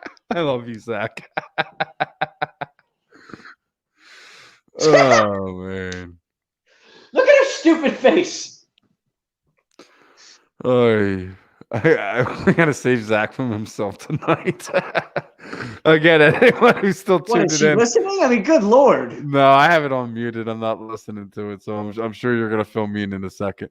But just real quick, for our fans who are still listening in the chat, Facebook, YouTube, Instagram, Twitch, Twitter, what Periscope, wherever you're tuning in from. Again, guys, make sure you're hopping in on the opportunity for these giveaways. I got some fun stuff situated. You may find out sooner or later what it is. Got a little glimpse there. I don't know. You'll find out. Don't anyone hops in the super chat or uses your A2D code for Body Check Wellness. Also gonna anyone over the next month who donating to the OC campus for the what am I forgetting? What is it, Nev? Our crowdfunding for what was it? See, you're slowing it down. Like, you're really telling me that she didn't even get hit with the heel, okay? So it's not like she axe kicked her and hit her with the heel, right?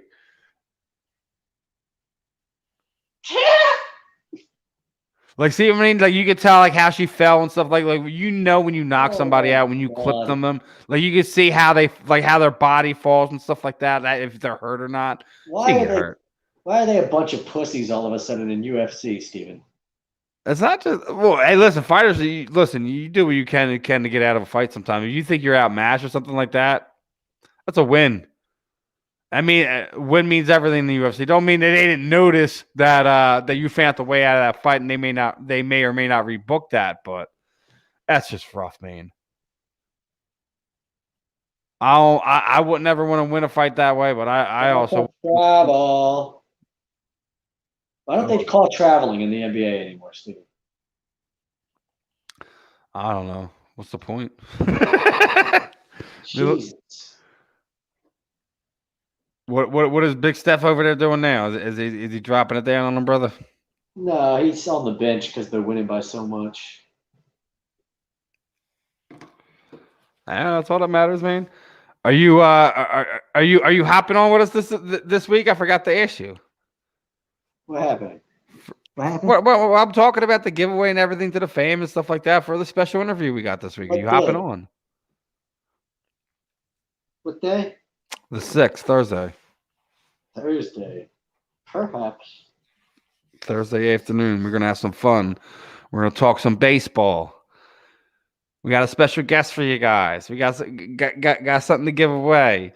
Make sure you guys are liking everything. Make sure you're subscribing. Make sure you're following us on all the social media platforms. You're not gonna want to miss all the fun we got lined up for you guys this week. Like I said. Are you falling asleep over there? No, I'm just trying to see the channels, but my eyes don't work the way I need them to. I got to squint because I need fucking glasses. Yo, I didn't ask you. on. Do you see the video came out this past week of the stuff with Diego Sanchez, the former original winner of Tough, the Ultimate Fighter? What happened with him? All right, so obviously there's some things going on, and obviously CTE is becoming an issue, right?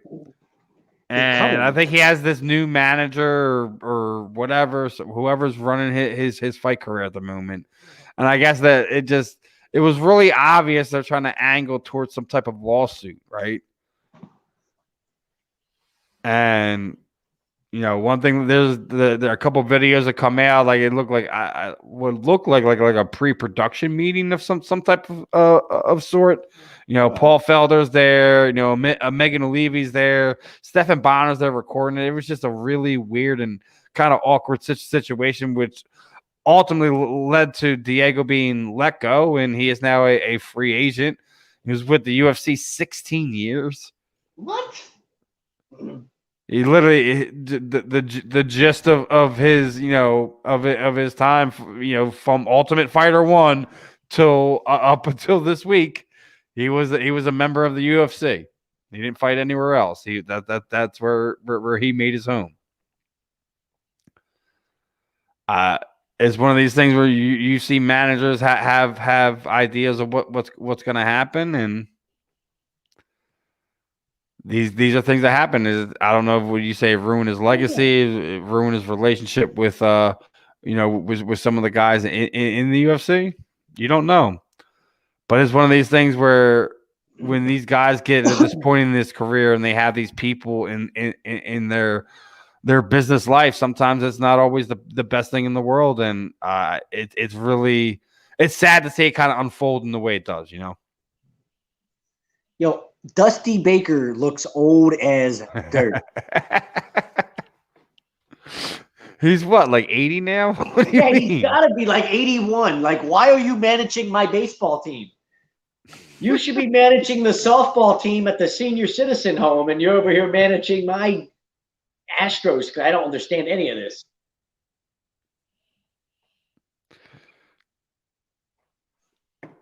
Ooh, the Wizard of Oz is on. The Wizard of Oz is on. We got about a few more minutes before we wrap everything up here.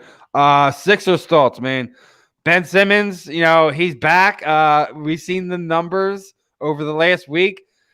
Are you still in this boat that you have to break them up if they don't win the title this year? No, I've never been in that boat. Well, no, I didn't say you. You mean just the fans? I think after what we've seen over the past week, right? We've seen how they play with it without Ben on the floor. We've seen how they play him with on the floor. You've seen the difference that they make both on the offensive side and on the defensive side. Now, regardless of how we feel, what this team's expectations should be moving forward, the fans that are continuing to hold on to that need to cease and desist, because just over the last 3 games we've seen it, right? Well, yeah, sure. I mean, we know Ben Simmons.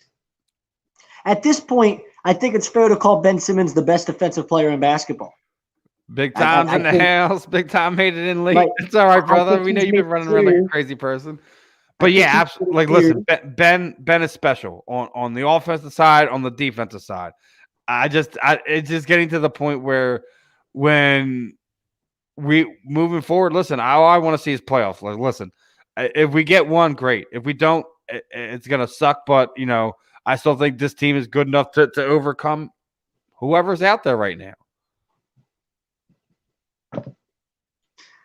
Yeah, listen, Ben, the people that want to bitch about Ben being what he is, he doesn't score in this. Okay, listen, a lot of guys haven't scored, but if you're legitimately the best defensive player in basketball, we don't need him. We can get these people like, oh, well, if he just developed a jump shot, get past that idea and just accept him for what he is and say, I told you, listen, me and you've been over this. How long did it take Magic Johnson to develop a jump shot? Forget about it. Maybe he's never going to develop a jump shot. I mean, that's maybe doesn't. That's fine. Okay, he's still a big enough presence. Shit, but Draymond Green's going to be a Hall of Famer, because of everything else that he did. And Ben Simmons is the best defensive player in basketball, along with being an elite facilitator and a guy that rebounds at a high level. And it's not like he doesn't score at all. He scores. It just frustrates you that he doesn't score more than he does. But I find it so frustrating that we continue to have a conversation about whether I just think we had this conversation because is overrated somehow. I just think we have this conversation consistently because I think the general public has this idea of what a NBA superstar should be, and I think it's still subjective. Yeah, everybody wants because now kids want everybody to be Steph Curry, and if you can't knock down a 35, what's up, Steve P? Listen, you don't got to sell us on that. I've been saying that for 3 months, Stephen. It's probably longer than that. Hell, I've been saying it since what? October of last year, maybe. Probably even longer than that. I don't know. Since me and you met and have been doing a show, Stephen, I've been saying that Jalen Hurts is Tyrod Taylor. And we got yelled at for it. And it's not an insult. People are like, oh my God, you're such an ass. What an asshole. Actually, if you think about it, if he has that career with this team, he technically could win a Super Bowl. If he has that type of NFL career, that means he started for multiple franchises and he's had plenty of opportunities to prove he's a legit NFL quarterback. Nicky's a little high on the draft, B+. We'll see. I'm with you there. We'll see. Like I said, I'm in the middle. It's in between. Could be a really good draft, or it could be man. We have to see how some of these your second and thirds develop. We have to see how those later rounds develop at all. Yeah, hold on. It's the end of the water boy. It's always inspirational. Oh man. Well, when Mama destroys Papa. No, not quite at that point. It's when he makes the touchdown throw to win the Bourbon Bowl. On the reverse. Oh man, gotta love it. Favorite football movie, brother? It probably is The Waterboy. It is. I guess Stevie P's happy with the Slim Reaper. Are you good with anointing Devontae Smith the Slim Reaper? That's a cool nickname. It's cool. I think he should run with that, right? Oh, absolutely. I would. You know what I mean? Jalen Reagor, you got the Slim Reaper. some crazy rapper should come up with some song already. You got anything you want to add before we get ready to lock things down for this week, brother? Any rant, anything you got to get off your chest? Look, he loves his mama, Steven. Do you love your mama? Of course Steven, I love my mama. What are you talking about? You know you love your mama, Steven. Of course. I was raised by my mama. My dad wasn't around. The fuck? My mama rocks. I'm glad somebody's mama does because mine doesn't. Oh, man. Here you go. Anyway. We're getting into that. On that note. Man, stop. Steve, stop. We're not doing that already. No, we're not doing that. We're going to stop. We're going to be normal Eagles fans for once and not Steven. Put these – we're not going to put expectation he's Marvin Steve, Harrison. That is not a bad comparison. It's not, but we need to stop ourselves, please. I don't heard a lot of people say that, go get the gold jacket, go do it. Listen, he can be that. Can we stop? And just let him show us a few things first. I and don't know. give it some consistency. I'll tell you what. I had been trying to think of who he possibly reminds me of. Like, I need an NFL comp for Hawk, can somebody you like pass him. me it? Hawk, can you do me a favor? Pass me whatever you're smoking, bro. I needs Yeah, that. there's got to be some like. I needs it. I He's needs smoking it. some. I need to give like, some to my mom's too. She needs some. She's in pain, Nas Blue Dream bro. mixture As type much of as shit. I'm a Philly homer, you would not hear me put any amount of my name, money, anything, etc. behind that statement right there. Oh, here's the part with the dad who comes out. It's your daddy, Roberto. Well, Kid, you could be fam, partners, I'm just getting ready like to that wrap Tiger things up Woods right and his here. daddy. Apparently, Zach has had enough for tonight. I'm gonna be back here. We're gonna be doing some more fun things throughout the week. Again, make sure you guys are staying tuned. We got some giveaways lined up. Got some fun interviews lined up for you throughout the week. Make sure you're staying locked in. Subscribed on YouTube. Make sure you guys are anyone who is entering in the giveaways. Make sure you're adding your donations here on YouTube through Super Chat. If you want to enter in by other means, again, like I said, just make sure you're tuning in for the exact giveaways that are coming out in the next few days. We're going to have some fun this week. Other than that, I'll see you during the week. Me and Zach will be right back here next Saturday. I guess I'll let you know. We already got our guest lined up. It's going to be a fun one. UFC veteran, current Invicta Fighting Championship, and she just signed a big contract with BKFC. Who could that